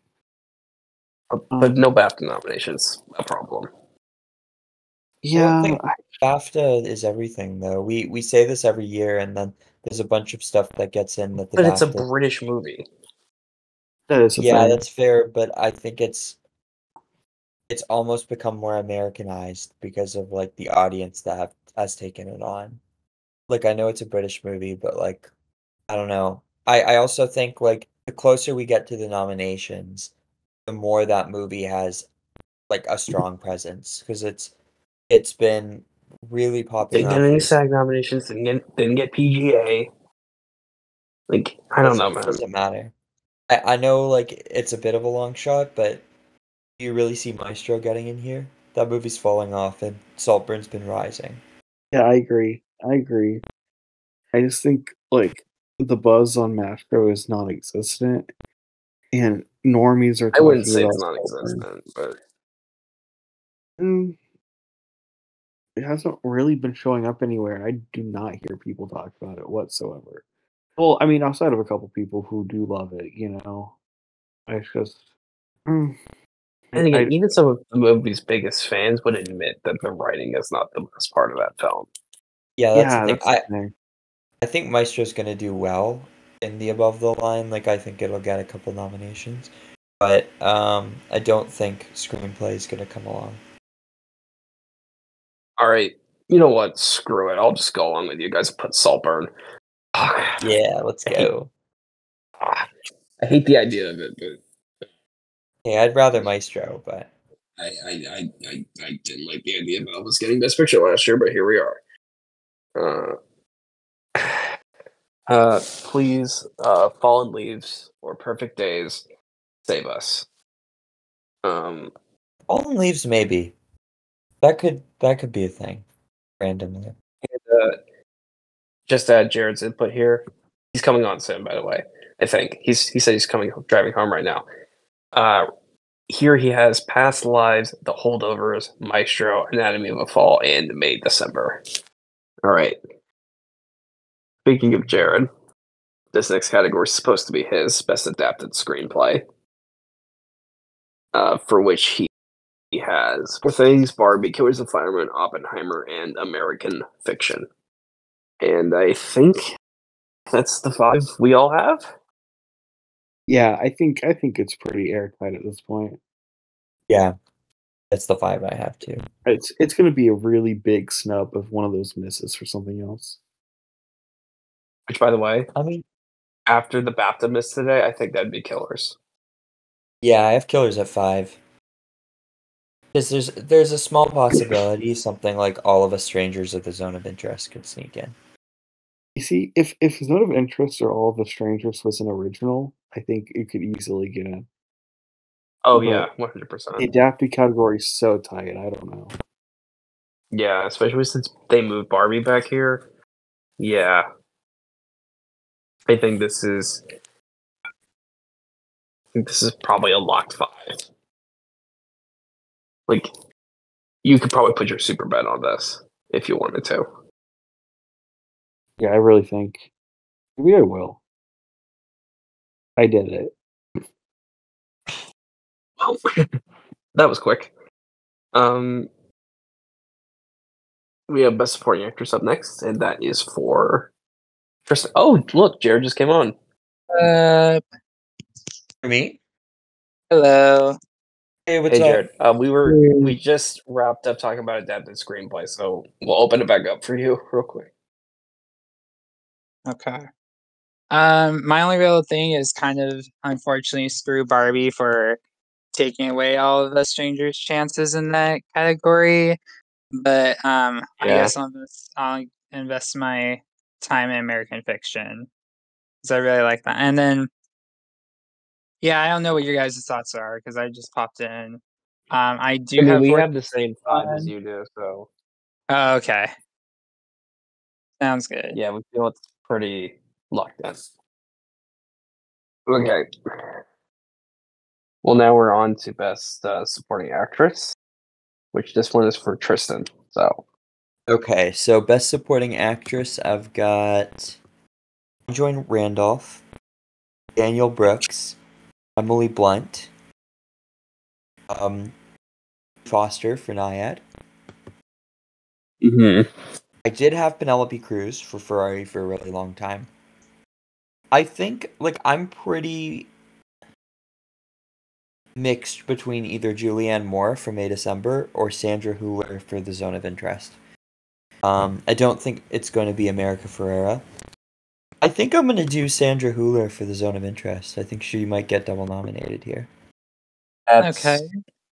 what I was thinking too. I think that would be cool, but I don't see it happening. I'm with you. I'm with you. It's tough because I mean I don't want to like go so in on Zone of Interest that it almost matches the BAFTAs, but at the same time, like a lot of these other contenders just don't really speak to me. Like Julianne Moore, like she could. America May Ferrera can get December. sad, so I don't know why they would do it. Taraji B. Henson has completely fallen off. Claire Mm-hmm. Foy is only BAFTA. Rachel McAdams, Mm-hmm. unfortunately, has been nowhere. And then, like, Yeah, I guess supporting that leaves actress. I guess that leaves Penelope Cruz and Rosamund Pike. Yeah. That's why I do have Rosamund Pike in my 5, because the whole like Saltburn's kind of been surging, and she's kind of been like, honestly, Rosamund Pike and Saltburn is the same vibes of that friend that comes 30 minutes late to the party, but they're like, "Hey, we're here," and I'm on my gown still. I don't know. Yeah. I do have Julianne Moore. I do not want to put Jodie Foster for Naiad, but I see why you would put Jodie Foster for Naiad. Like, I think I would be more persuaded to take out Julianne Moore than Rosamund Pike. I don't know. I mean, I can. The thing is none of these other people really speak to me. Okay, you can say Penelope Cruz because she got Parallel Mothers, but Ferrari is not Parallel Mothers, They and do like Penelope. only SAG is like a bad thing to go off of usually. It could throw a really, really weird one in here. I mean, that could Oh, just be Sandra Hüller. Yeah, that would be a Maybe. weird one. or it could be like Sally Hawkins and Waka. No, I'm just kidding. People would lose their minds for a Oh, 2-minute right now, cameo.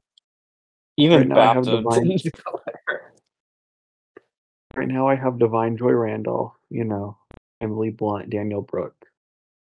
I also agree with Jared. I'm going with Rosamund Pike on my list, and then CCH Pounder for Rustin. I'm kidding. It's America Imagine. Ferrera for Barbie. It's my last Oh, one. good for Yeah. you. I like that. That America Ferrera one is. I think they could go gun ho for Barbie, and that makes sense as a nomination. I And hope May it December's happens. But kind she didn't even get of SAG. Is the problem? yeah, but like it feels like to me a nomination. It's like you remember whenever like the nanny from Roma got nominated, whatever. Vera? I mean, she didn't get anything. Is the thing. I don't think that's the same thing as Ferrera coattailing necessarily. But Yeah, people said Ferrera would coattail because of the monologue and because well, if you love Barbie, and like, nominate her. But like SAG didn't do that.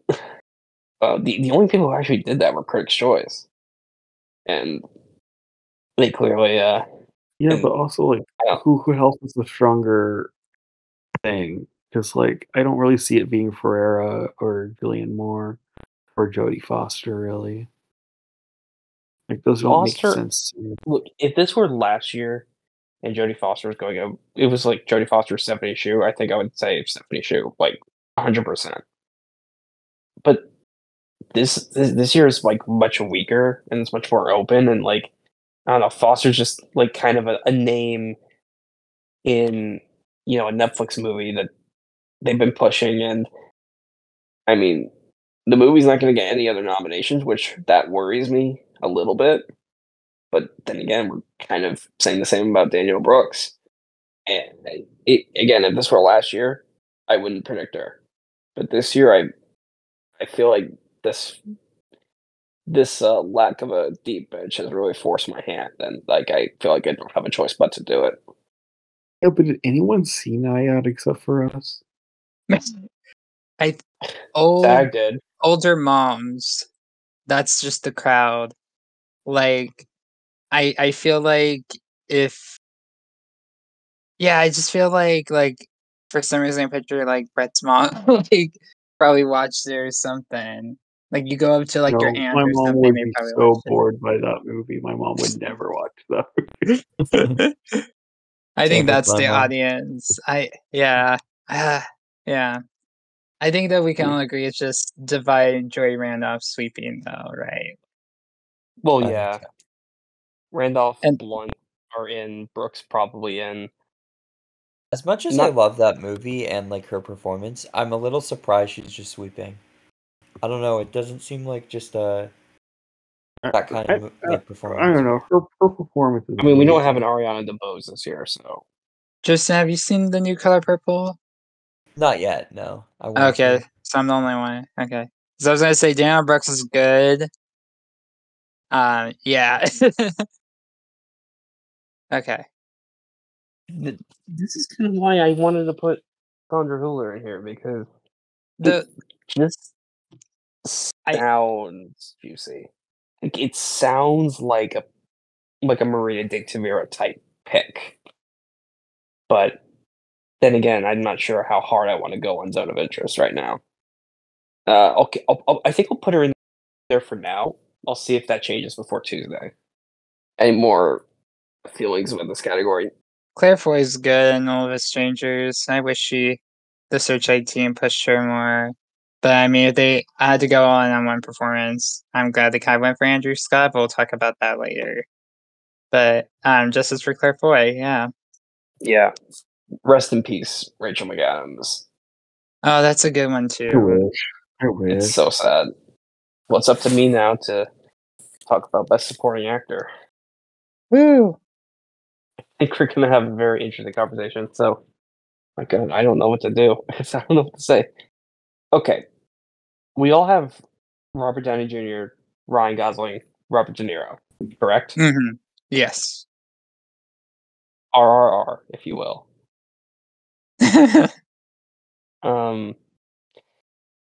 Okay. After that, God knows what's happening. I'm gonna go. I'm gonna stick with Mark Ruffalo, Okay, thank God. I'm with you there. and it's between Charles Melton, Willem Dafoe, Dominic Sessa, arguably Sterling K. Brown.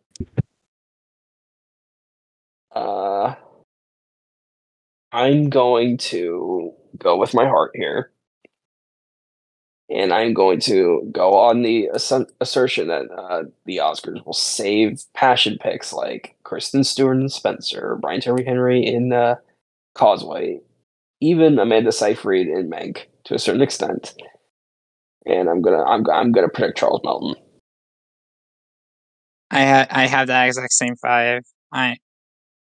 Uh, it is the Mark Ruffalo Willem Dafoe situation is hard.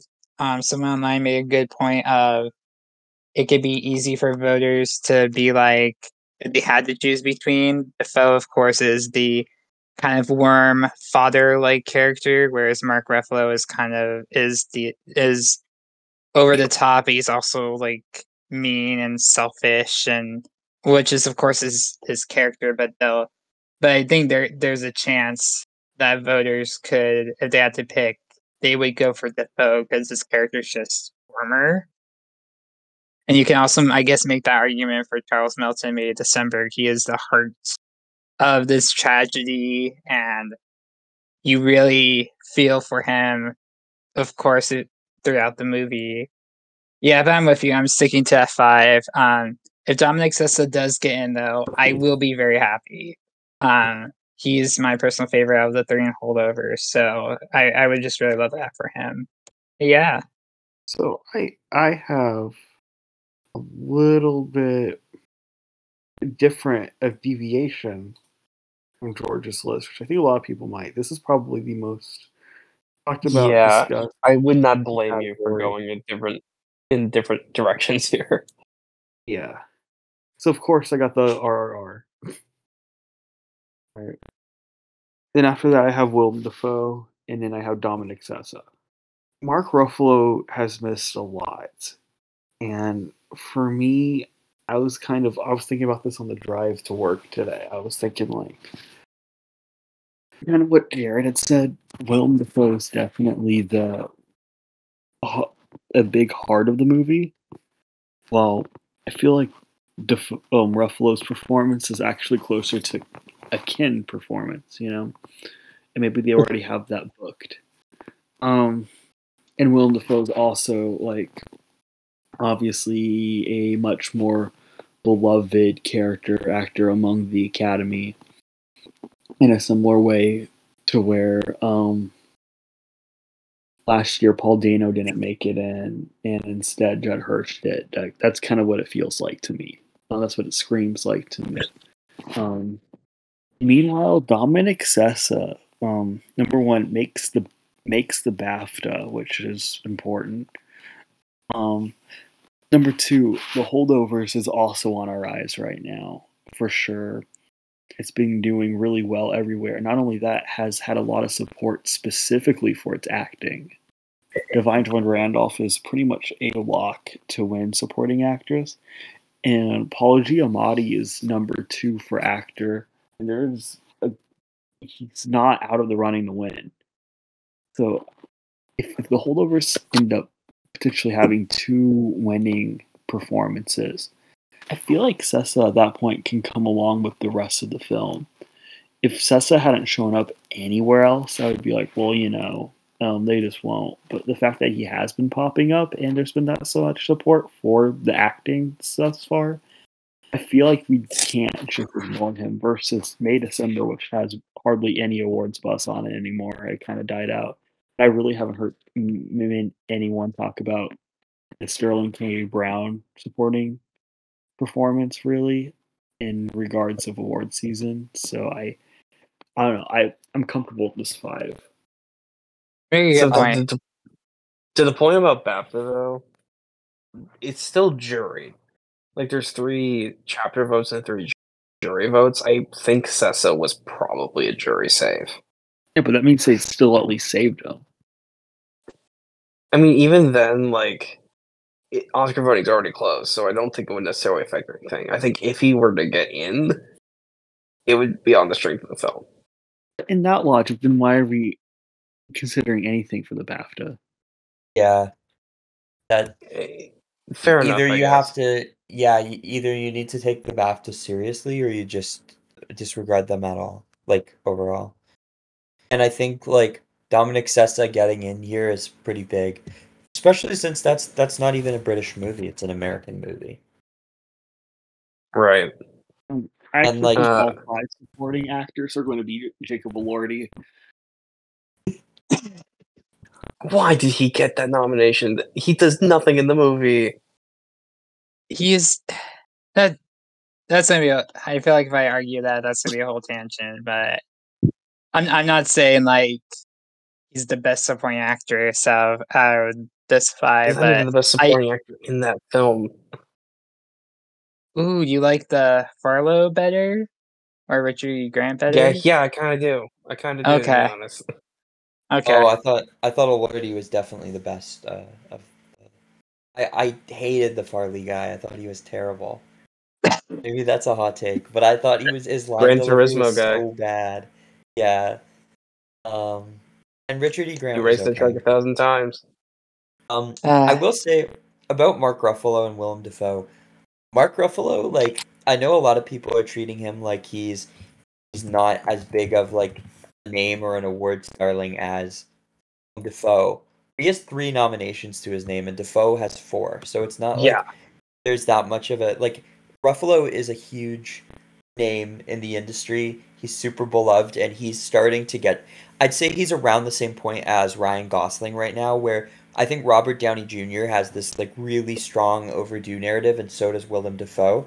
But I feel like one or two nominations more, and Mark Ruffalo and Ryan Gosling will be there. Like they are. Ruffalo is like a really well respected actor who's done, big blockbuster stuff, but a lot of like really interesting indie and art house work as well. And he's been doing a lot of interesting TV stuff. So it's almost like it's hard because Ruffalo's been campaigning so much, and with Poor Things, if you see like a lot of the promotional material, it's always Ruffalo and Lanthimos and Stone like showing up together, whereas Defoe is often like in the background a little bit. I don't see Defoe showing up to all of these like promotional things. So I don't know. I might just stick with Ruffalo. I know Defoe's like the more sympathetic character, but I think there's a possibility both of them get in. Maybe Melton misses and we get a double nomination, because that's something that's been happening a lot recently too. Oh yeah, I could see that potentially happening for sure. And that's kind of what I originally had until Ruffalo kept missing stuff, and I was like, that's weird. But what has I'll say Ruffalo missed? this He missed SAG about and BAFTA, SAG right? specifically. Yeah, SAG and BAFTA. I'll say this about SAG specifically. They do have the alphabet vote where you list your nominees in alphabetical order. So it's not like, my number 1 is Charles Melton, my number 2 is Glenn Howerton, my number 3 is Mark Ruffalo, et cetera, et cetera. And obviously D comes earlier in the alphabet than R. So you could argue that might have contributed to Defoe getting in ahead of Ruffalo specifically. And but I don't know.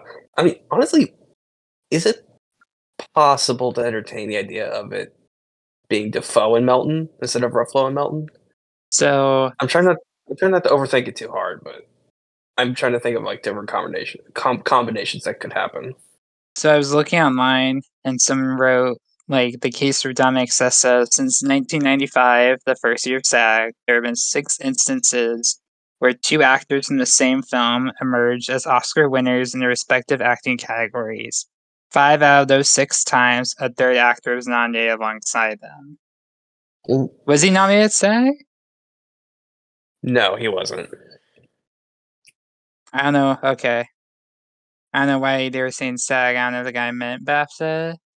I mean, I think it's kind of He's- putting the cart before the horse a little bit, because it's kind of asserting that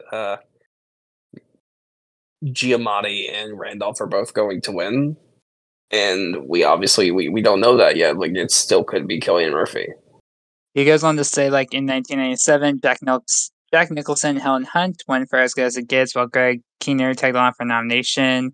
98, Jeffrey Rush did the same, while Glenn Paltrow and Judi Dench won for Shakespeare in Love. 2017, Sam Rockwell and Frances McDormand won for 3 Billboards, and Woody Harrelson came along. I mean, if Sessa did get nominated, that'd be a sign. But I'm also not like, I'm trying not to put the cart before the horse, if that makes any sense. Mm-hmm. I'm trying to think of different combinations. I don't think Sterling K. Brown's going to happen. I feel like I can probably put him the lowest of the possible ones. Yeah. Because I'm trying to think, like, what Brett said makes sense, like Defoe and Sessa. I could see Defoe and Melton. I could see Ruffalo and Sessa. I could see Ruffalo and Melton. I could see both Poor Things boys. I mean, maybe there's a strange world where it's Melton and Sessa. I don't know. I guess my reasoning overall for keeping Melton is, I mean, as I said before, like, they go out for passion picks a lot. They do. Like, they did, like Kristen Stewart was in a similar situation where Spencer was just falling off, and it's like, oh my god, do people just not like Spencer? What is happening? Why does she keep missing all these places? And then she gets in at the end of the day. I feel like that could be a similar situation with Charles Melton in May December, where it's like May December is like, do people just not like May December? What's happening? Why is Charles Melton not getting these things? And he ends up being saved on nomination morning, and it's like, you know, maybe SAG and BAFTA just didn't care for as much as the Academy did. That obviously doesn't always have to work out like that, but that's kind of my feeling on it. Tristan, did you ever say what your 5 was? For supporting act. Oh, I don't think I ever confirmed. No. Robert Downey Jr., Ryan Gosling, Robert De Niro. Oh man, this is tough. I want to go Mark I know. Ruffalo. Just because the signs are there, I think I'm gonna go Willem Dafoe, and then Charles Melton. Okay. I feel like no matter what happens, it will be depressing in some way. Yeah. They could do some crazy shit here. I mean, You never know. You could get a Bill Camp from The Burial in here, or a Jack Rayner and Florence on. Imagine. I'd hate that. you know what would be fun though? Like if we did all this just for it to be Glenn Howerton. That'd be That'd be such a weird. welcome surprise. And I think we can all put to bed the idea of Matt Damon and Oppenheimer. Oh, That's yeah. not happening. Rest in peace, John Majaro.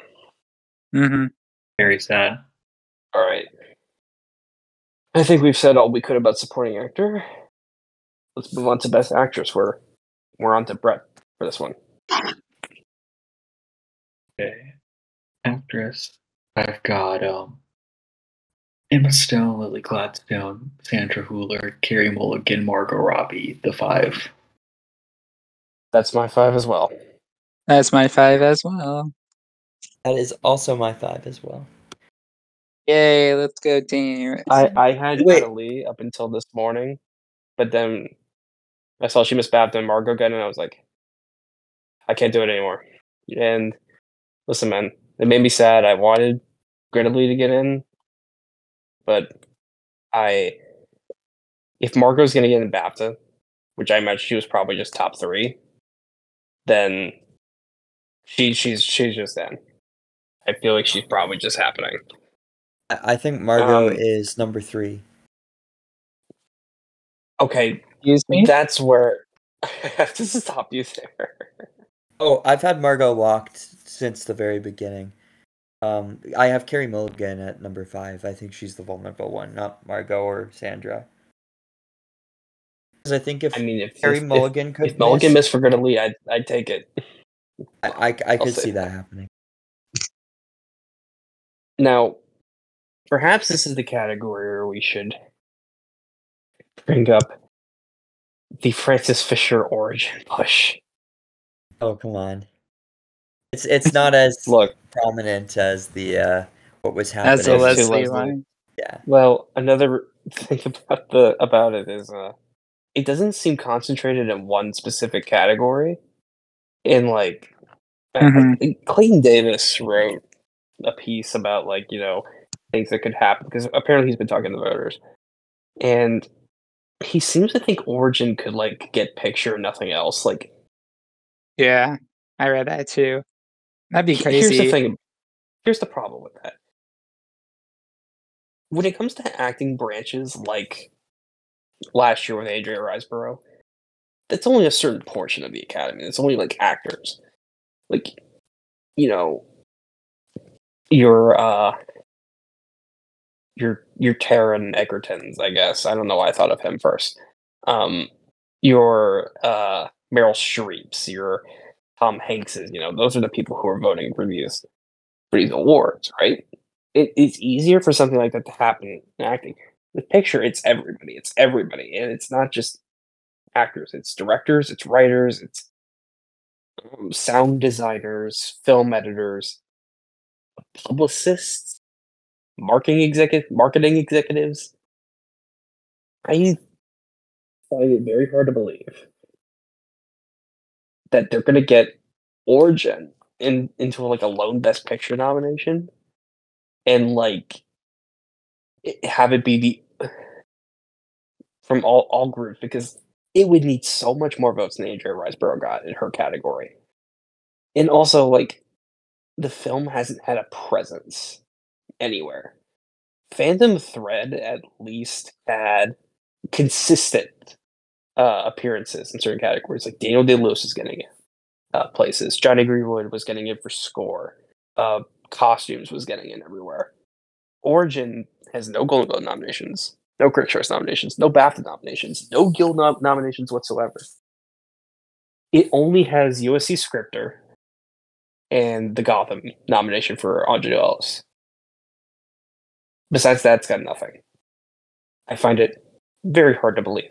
If they were just trying to push Anjanu Ellis to get in, I might believe it. If it was an original screenplay and they were trying to push that, I might believe it. This time I don't. I really don't.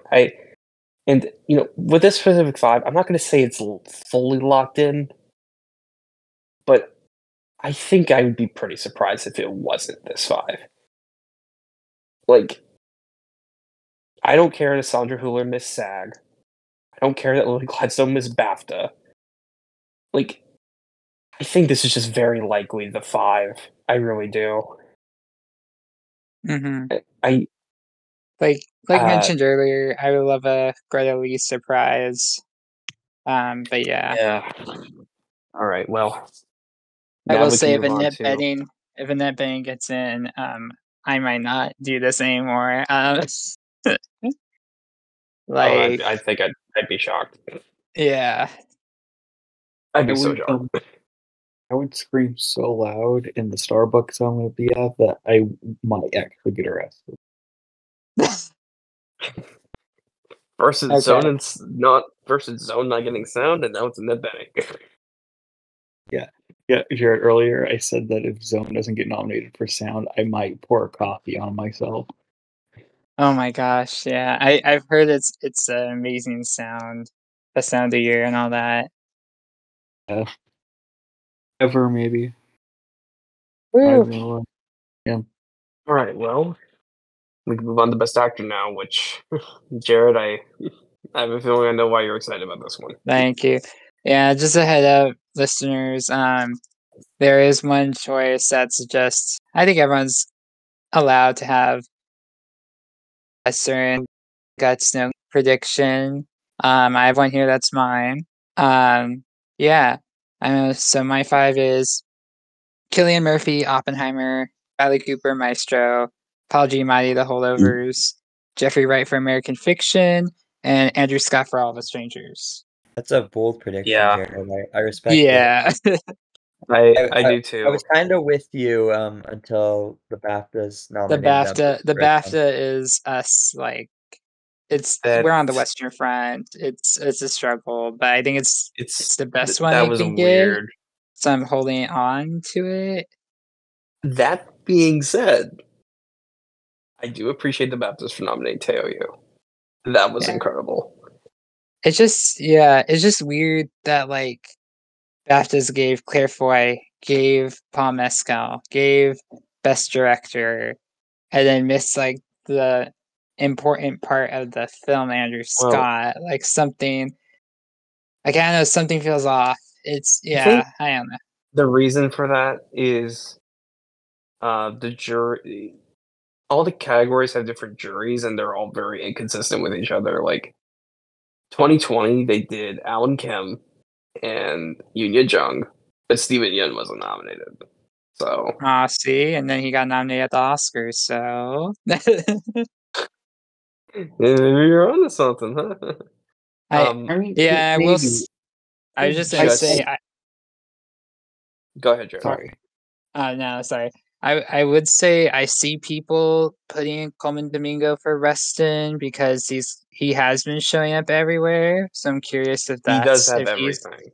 I'm which curious. Is important. I'm curious if that's someone that's in your. I see arguments online that it's like he's probably, even though he has the 4, he's the weakest. But just kind of want to open up that discussion as well after you guys do your 5, even if you have your different 5s and all that. So I have, and look, I respect you for doing this Andrew Scott thing. I do. And I'm kind of going on a No Guts, No Glory with Quiet Eyes, an original song. Okay, great song. I respect that. I am doing the 5 I had before SAG that I've had for a long time, which is Cillian Murphy, Paul Giamatti, Bradley Cooper, Jeffrey Wright, and Leonardo DiCaprio. And look, I know what you're going to say. DiCaprio, Miss SAG, Miss BAFTA. I understand that. I feel like it's kind of like Michelle Williams. Michelle Williams missed both of those last year. And as a result, people said that she was vulnerable and that she could just, she could miss because maybe people thought she was supporting or something to that effect.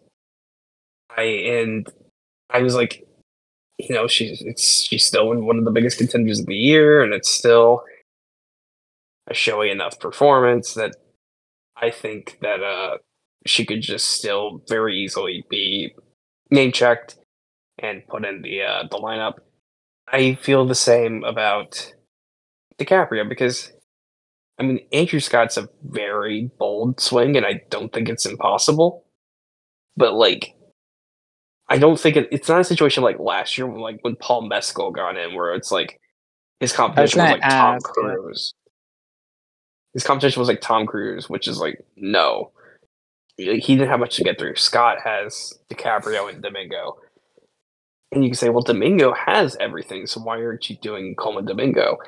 I just don't think anyone has actually watched Rustin besides the four of us. Actually, maybe not even the four of us. I don't know if Brett saw it. I never saw it. No.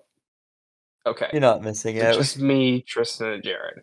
It's And I know I have the song getting in, but I feel like that's kind of due to a lack of competition more than anything. yeah. Like, I feel like if Had the song up. if there were more songs in contention, I probably wouldn't predict it. But this is where we are. And, like, I feel like if more people had watched Rustin, then it could have happened. Now, some people will try to argue that DiCaprio is not campaigning for himself. He's campaigning for Lily Gladstone. They think, oh, well, that can hurt him. I don't know if I really believe that, to be honest. I think there could just be the people who's like, you know what, he's Leonardo DiCaprio. He's really showy in this movie. And, he's in Killers of the Flower Moon. And they might, I don't know, they might just put him in there. I know we didn't get nominated for Don't Look Up. I don't think that's the same thing. Yeah, it's not the same thing. So I'm just going to stick with the 5 I've had. And it's the 5 I've had since TIFF, I think. So don't really see a reason why I'd back out for that now. Brand Tristan, where are your 5? My 5. I've got let me just get to the page. So I have Cillian Murphy, Paul Giamatti, Bradley Cooper, and Jeffrey Wright pretty locked in. And then in that 5th slot, since TIFF, I've had Coleman Domingo, and I just I think DiCaprio is going to be snubbed. I've been predicting that for a while, and with the SAG, I know it's possible that they deviate from the SAG, but I just think that performance is so transformative and Beatty, and it's like there's a lot of goodwill behind his name right now, whereas like DiCaprio, he's not really the name that people are talking about when they talk about Killers of the Flower Moon. I feel like De Niro and Gladstone are the two that are really getting the hype there, and Scorsese, of course. Whereas, like, DiCaprio, I think, is more of a support for them. Like, he is technically the main focal point, but I don't think his performance is, like, as challenging as the other two. And I think he's an actor who's gotten a ton of nominations before, and, when you're comparing it to these 5, these are either a lot more challenging and transformative performances, or they're actors who have been working for a long time and haven't really gotten their due.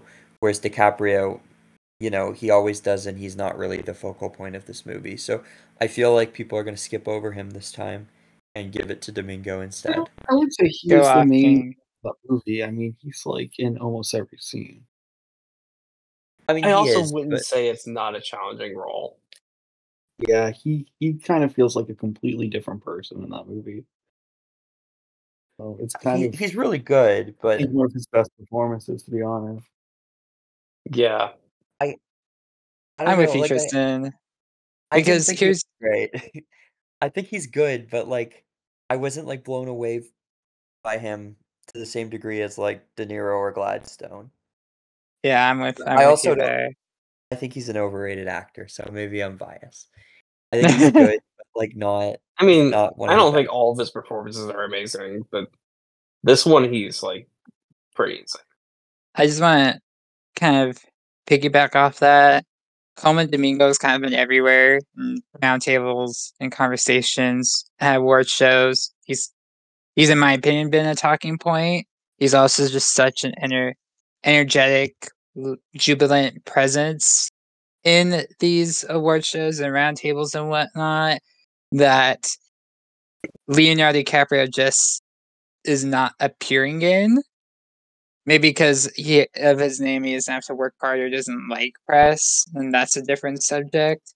But I think Colin Domingo's a factor. I don't know.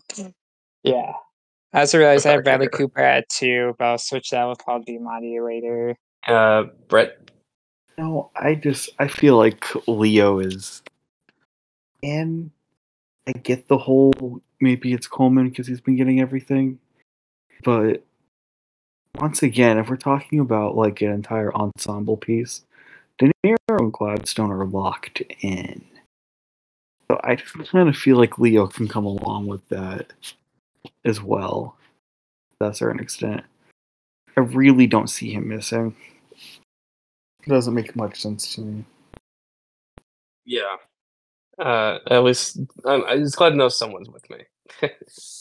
I mean, Best I director. guess you never know. Paul Dano for Dumb Money could come in last second, but like, Good lord. Yes. All right. Imagine. Best director. Tristan, hope you got Best your lineup director. ready. I do have my lineup ready. So I'm gonna go for best director: Christopher Nolan, Martin Scorsese, Yorgos Mm-hmm. Lanthimos, Mm-hmm. Jonathan Glazer. Mm-hmm. No, I'm not gonna do it. I'm not gonna do Pain. I'm gonna do Greta Gerwig. How do you direct that and not nominate her? I don't know. Dune. Well, Draws. yeah, I was gonna but say Dune. that's different. Like Barbie, Is it? yeah, it I is. think, Because to be honest, I think Dune is a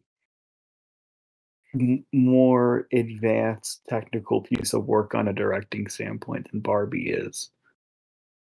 Like, I but kind I of have think no idea how you even come across directing a movie like Dune, and Barbie seems pretty self-explanatory of how like the choices are really interesting, but like it's not on the same scale.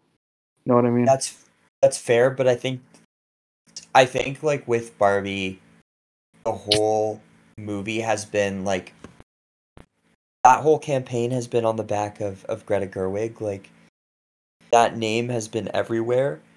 Whereas Dune, I think, was almost like the property itself was bigger than Denny. Like he wasn't really the focal point of that campaign. It was more the text. And I think I agree with you. Like that's what he did with Dune was crazy, and it's insane that he didn't get nominated. But I think such a strange thing that happened. Like she just really put her stamp on that movie from a directorial standpoint and a writing standpoint.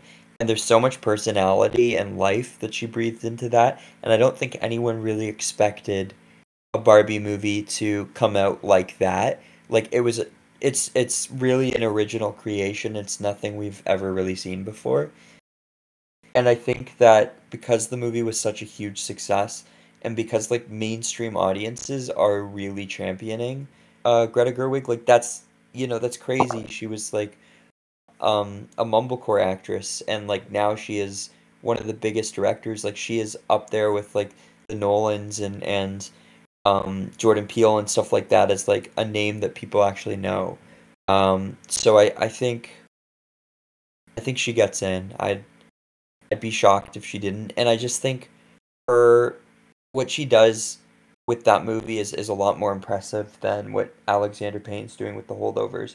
Even though I absolutely love both movies, but I just think The Holdovers it's really the writing and the acting. Not that his direction's not incredible, but I think Gerwig just had more of a imprint on that movie and the like personality that it has. Here's the thing. On paper, I don't disagree. But explain to me why they snubbed not just Dune, but Avatar, The Way of Water, Top Gun Maverick, A Star is Born, Black Panther, these movies that are, supposed to be like populist uh blockbuster studio movies that are picture contenders and are technically very impressive, but they don't nominate their directors.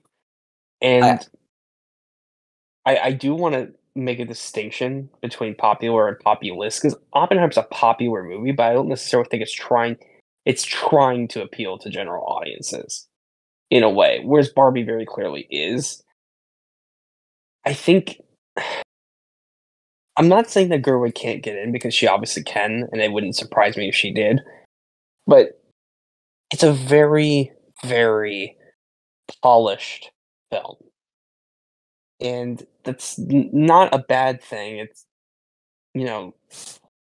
necessarily. I mean, in some situations it is, but I think it the polished aesthetic, I guess it kind of worked for the film. The problem that I have is, like, it's not that she missed BAFTA. I didn't expect her to get BAFTA. I don't care about that. But it's the fact that they have snubbed this type of movie a lot in Best Director, and BAFTA didn't nominate her in Best Film. That's totally And fair. I don't know, man. Barbie is It's a been different snubbed too many beast. times to ignore it. It's a different beast than the movies that you've been like bringing up though. Because I think obviously it's a completely different movie than Mad Max Fury Road. And obviously the direction of Mad Max Fury Road was like we had seen nothing like that before, so it's not the best comparison. But that was like a big popular movie where that campaign was on the back of George Miller. Everyone was talking about George Miller when they were talking about that movie. So of course he was going to get in. I think the same kind of thing has been happening with Barbie. Greta Gerwig's name has been everywhere, and it's not just like people in the industry talking about her. It's like a widespread thing. I feel like this year she's really attained like a status that few filmmakers have been able to attain. And similar to what's been happening with Nolan and Scorsese this year, where people are really like talking about them a lot and they've come out with some of their best work and they're really being appreciated. Not that they're not always, but they've really been the focal points of their movies. Same with Lanthimos, and I think Gerwig really has as well. Payne, not as much when it comes to The Holdovers. I think The Holdovers, a lot of what people are talking about when they talk about that movie is the screenplay and the performances, the trio of people. Not that Payne's work isn't incredible, but I also think, and this is coming from someone who's like a massive fan of him.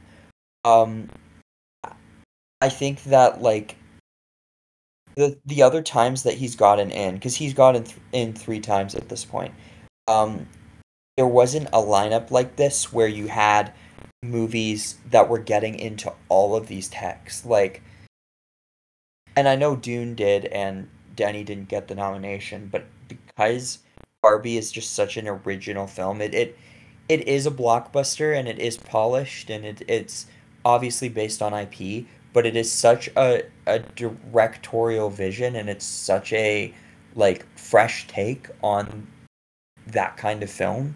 I just it's hard for me to imagine a world where she doesn't get it. I don't know. I know the globes don't cross over that much, but like Payne missing the globes was like pretty big. Look, I'm gonna play devil's advocate for a little bit because I'm actually not predicting Payne as much as I feel like I probably should. Payne, you could say Payne doesn't like lacks a visual style for kind of all of his films. Nebraska, like sure that was black and white, but it kind of looks similar. Like it doesn't have like you can say it doesn't have strong visual style. At least with the holdovers, it's actually trying to look like a '70s movie, which is something that you could see a lot of people appreciating with the direction there. And of course, he got DGA still, and he got the BAFTA nomination, which I mean I know I kind of said earlier like BAFTA is not everything, but that isn't anything to sneeze at. And they got BAFTA Best Film as well. So I feel like I probably should predict him, but I have a bit of a dilemma going on there, where like there's another person who is kind of screaming at me to predict them, and it's because of the stat. I want to hear from Brett and Jared before I talk about who that person is. So for me, I get Tristan your perspective and where you're coming from there. But if you also look at the Academy in the director's branch, the idea of them snubbing the popular film and the blockbuster film for director branch is as old as going back to the 70s. It is like a common thing with them. It's been a consistent thing with them. And Barbie is the Taylor Swift of movies at this point, right? And so, in that perspective, I think they might be a little more snooty about it than we anticipate in that regard. They might kind of be like, oh, this is like the big popular vote and the thing that's going to like ruin movies or whatever, versus some of these other picks. So for me, what I have is I have Nolan, I have Scorsese, I got Lanthimos, I have Payne. So I'm struggling with the fifth slot because for a bit I had Glazer, but I actually think it's going to be Trey for Anatomy of a Fall. That movie is on the rise, as we've seen, and I think the more and more I think about it, the more and more it makes sense that she comes along with it. And maybe I change my mind by Tuesday and I change it back to a Glazer or Gerwig. But right now I kind of leaning towards that. I think it might happen. Yeah, that's what I have so far. I think the holdovers, Alexander Payne. I just have a feeling that he's getting in because he's an Academy favorite, and not only is he an Academy favorite, he has made the film that people kind of universally think is his best film. I mean, like that was kind of the buzz coming out from it was like, oh, this is his opus or whatever. And even people who are like, oh, I haven't loved Alexander Payne's films in the past, but this one really resonated with me. And that kind of feels the similar energy of what's going on with like Oppenheimer and maybe Killers to a certain extent. But Scorsese has a stacked filmography. It's kind of a different equation there. But overall, I think it would be weird if he missed. I get why people are saying he's gonna miss, but I just have this feeling that I'm like, like obviously, it's my favorite movie of the year, so obviously I'd want him to get in. Like even if I wasn't entirely on the movie's team, I think it would be like, now we really have to watch out for that being the thing that happens because like, come on, Could Lanthimos miss? I don't want that. I can't say it's impossible though. That would I be. wouldn't predict it. I actually might throw my laptop in the coffee shop at someone if that happened.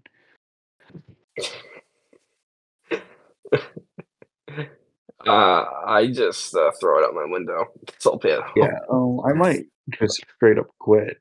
Like, I would maybe stand in traffic. No, I'm just kidding.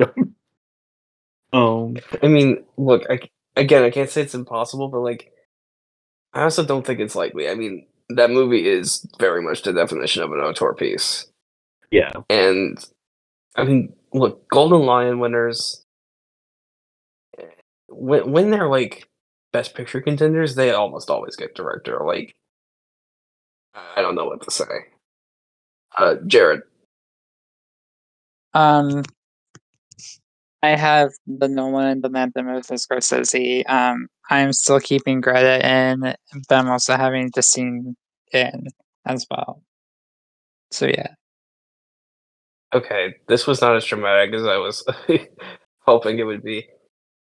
I have Nolan, I have Scorsese, I have Lanthimos, I have Glazer, and I also have Justine Triet. I know Payne makes a lot of sense, and if I were being safe, I definitely would have him in. But here's the thing: the other night, I was listening to Next Best Picture's final predictions, and Josh Parham was talking about how he has Justine Triet in his lineup, and he mentioned European Film Awards that she won that, and I had completely forgotten she beat Jonathan Glazer in that category, and I feel like that is like that's kind of big, especially since people think of Zone of Interest as being a more of a directorial achievement, but yet Triet is the one who wins director at European Film Awards, and not Jonathan Glazer.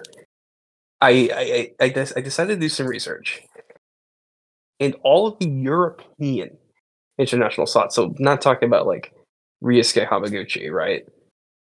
I'm talking about like the ones who are European. So like Ruben Östlund, Pavel Pawlikowski, um, Thomas Vinterberg, Michael Haneke.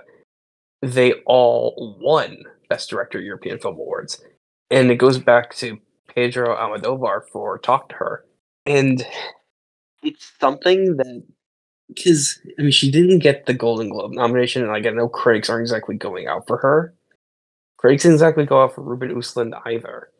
That being said, Triangle of Sadness was mixed with critics, but I don't know. I kind of can't ignore the fact that she won European Film Awards. Like that's especially over Glazer. It'd be one thing if Glazer wasn't there, but he was there, and he just lost to her. Like that's kind of insane. And I know some people will say, but the movie it's directed like an episode of Law and Order. First of all, it's not. I think that's a very disingenuous way to describe the directing of that film. But if it were truly directed by an episode of Law and Order, I really don't think it would have won the Palme d'Or. Like, I don't think people would agree. Yeah, let's give this movie the Palme d'Or if it was really directed like an episode of Law and Order, because like, and again, there's like the directing choices of the film with the way they shoot the evidence videos, the way they shoot the courtroom scenes, a lot of the editing decisions, and the framing, the blocking of it all, the staging of it. Like directing isn't just making things look pretty or something to that effect. It's also staging, blocking, framing, deciding when an actor should come in and when they shouldn't, etc., etc. And I feel like Create would certainly appeal to this group, and I don't think they're going to vote for her based on this reason, but if Gerwig does get some and she gets in, there is still a woman in the lineup. So, again, I don't think that's why they would vote for her, but I can't shake this feeling that she's going to happen. And obviously Glazer makes a lot of sense too. And also, not to mention, the movie did get BAFTA Best Film, and I don't know. It just makes a lot of sense to me. It really does. The only other person outside of these 7 that I could see possibly breaking it at this point. I mean, it's kind of a moot point because she didn't make BAFTA today, but the only other person I could maybe see is Celine Song. I don't think we should totally 100% rule out Bradley Cooper. I He kind of didn't would. get at this DGA, point. dude. Yeah, not only Yeah, If he was that, going to get in, he would have gotten DGA. that movie, its reaction was a lot more muted than Star is Born. He couldn't even get in for that. that's fair. And- It did get and in at honestly- yeah. And honestly, I think it's the Netflix of it all. I would love to do a parallel like experimental world where this was given a Warner Brothers theatrical release, like A Star Is Born, and see how well it would have done that way. I don't. There's just so much like movies get dumped on there, and the buzz just like oofs and dies. I don't know. I think it's very likely, though, that the nominees come from the top 7. And right now, my gut just says Justine Triet. I'm validated by Brett and Jared, though. So. I appreciate that. Mm-hmm. Okay. It's time. It's time for the final boss. Best Picture time. And of course, because I am the one who runs this podcast and I am the Don, if you will, I have set it up so that I get to talk about Best Picture. Which I feel like is pretty straightforward.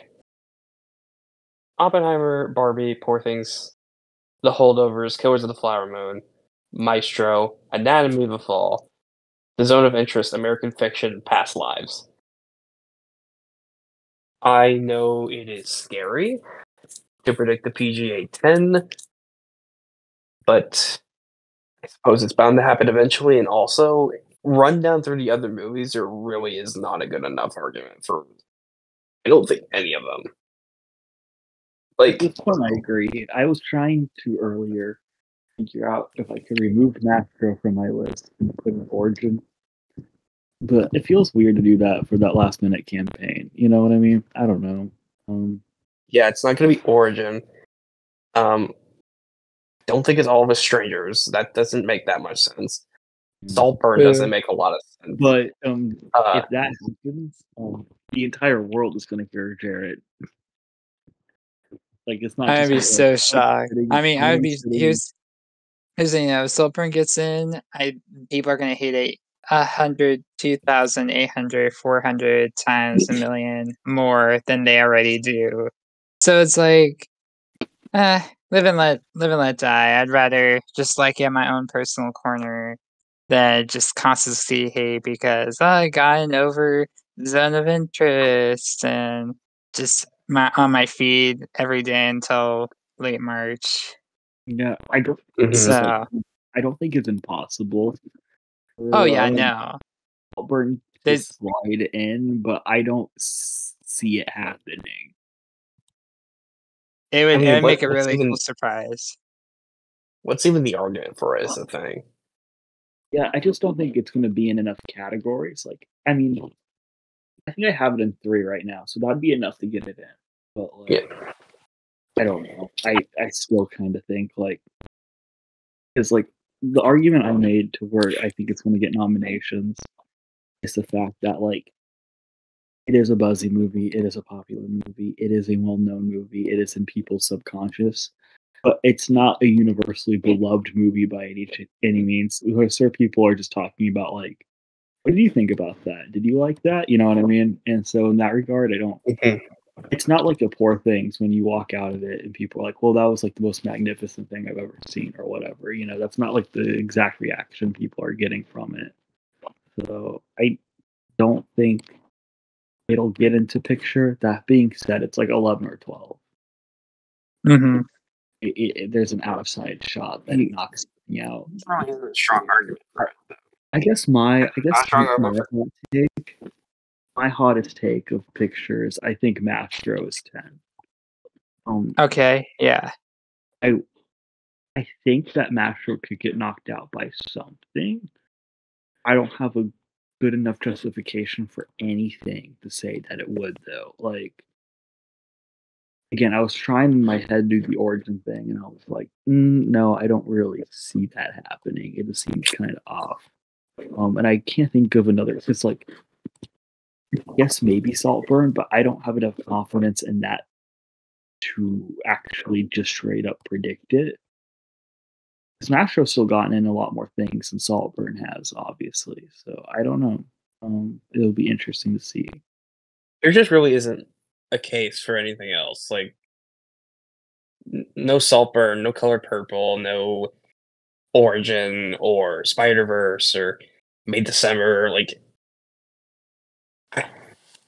I don't know. Like, are you really just gonna go against this 10? Especially when like PGA of all places did Anatomy of a Fall and Zone of Interest. Like, and these guilds are like allergic to foreign language films unless they're top 5 movies. It's kind of weird. And yeah, I think this is going to be like 2019, where we kind of knew the 9 films that were probably going to get in. You know, Parasite, 1917, Once Upon a Time in Hollywood, Irishman, Joker, Jojo Rabbit, Marriage Story, Little Women, and Ford v Ferrari. Like, that was the PGA 10. That was what felt like the list, and nothing felt like it was strong enough to come up and take something out, and nothing felt weak enough to fall out. It was really only against the 2 Popes and Ford v Ferrari for that final spot, but I think like the 2 Popes wasn't really going to do it. I feel like this is a similar situation where the PGA 10 is probably just the 10, and you can not feel good about it. You can want to like maybe take a swing and say like, well, maybe Origin take something out, or maybe Saltburn take something out. I don't think the Origin effort's going to work. I don't think Saltburn is as well liked as people want to believe it is. And I don't think it's as well liked. I just think it's being talked about. Sometimes that's all it takes. Remember how talked about Joker was? And Color Purple is the industry's just kind of numb to Color Purple. They're kind of numb to Air, and I don't know, Spider-Verse just. The Color Purple thing is so weird to me. That remember whenever we thought that thing was gonna like potentially end, you know, at a certain point, like I remember, yeah. That Crazy. movie, it's wild. It's bizarre how much that's fallen off. It got nothing. I think it's. I wonder if it's just the thing that studios are just gonna have to slowly learn that like late December releases aren't the best anymore. It's not happening for them anymore because the same with Iron, like, well, people are talking about Iron Claw. It's a very buzzed about movie, but like awards, yeah, not for it. It's really weird. Also, I said this earlier. I'll just say it again. This lineup, aside from Maestro, is looking to be a really like incredible lineup.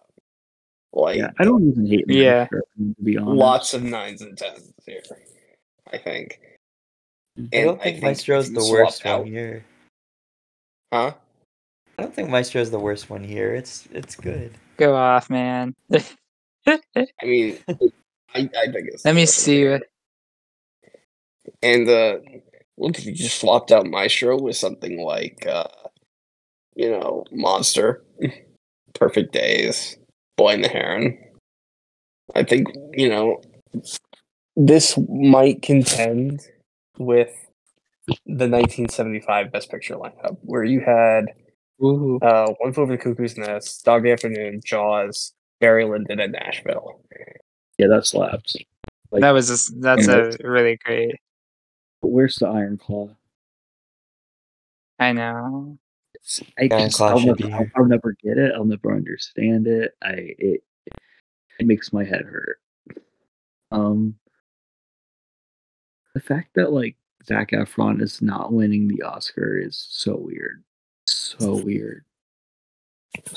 I don't get watching that movie, walking out of it, and being like, "Yeah, no, Zac Efron is not getting an actor." Like, I don't understand what happened. Like, what did they do? What's going on? I feel like I'm in a simulation with that thing. Mm-hmm. I don't know. To me, Zac Efron, it feels like Adam Driver in Marriage Story or Casey Affleck in Manchester by the Sea. Like, yeah, no, duh, of course that gets it. It's weird. I don't know. Really weird. This doesn't I feel like the movie that like 5 to 10 years ago would like be in the top 5. Yeah, it feels like it should have been locked. I feel like, again, I think I said this earlier. It makes more sense for a Best Picture campaign than Past Lives or Zone of Interest. And this is coming from someone who absolutely loves Past Lives and The Zone. They're both amazing movies. But I mean, let's give it up for A24 for having a great year. Goodness. But And then you think last year they had everything everywhere all at once, and so it's like Yeah. just good work's being done there. Good for them. A little nervous about their future, but I think this year's still going to be great. They have Sing Sing, which hopefully can, based on the TIFF buzz, can kind of rise up and be a contender. Very excited to see that.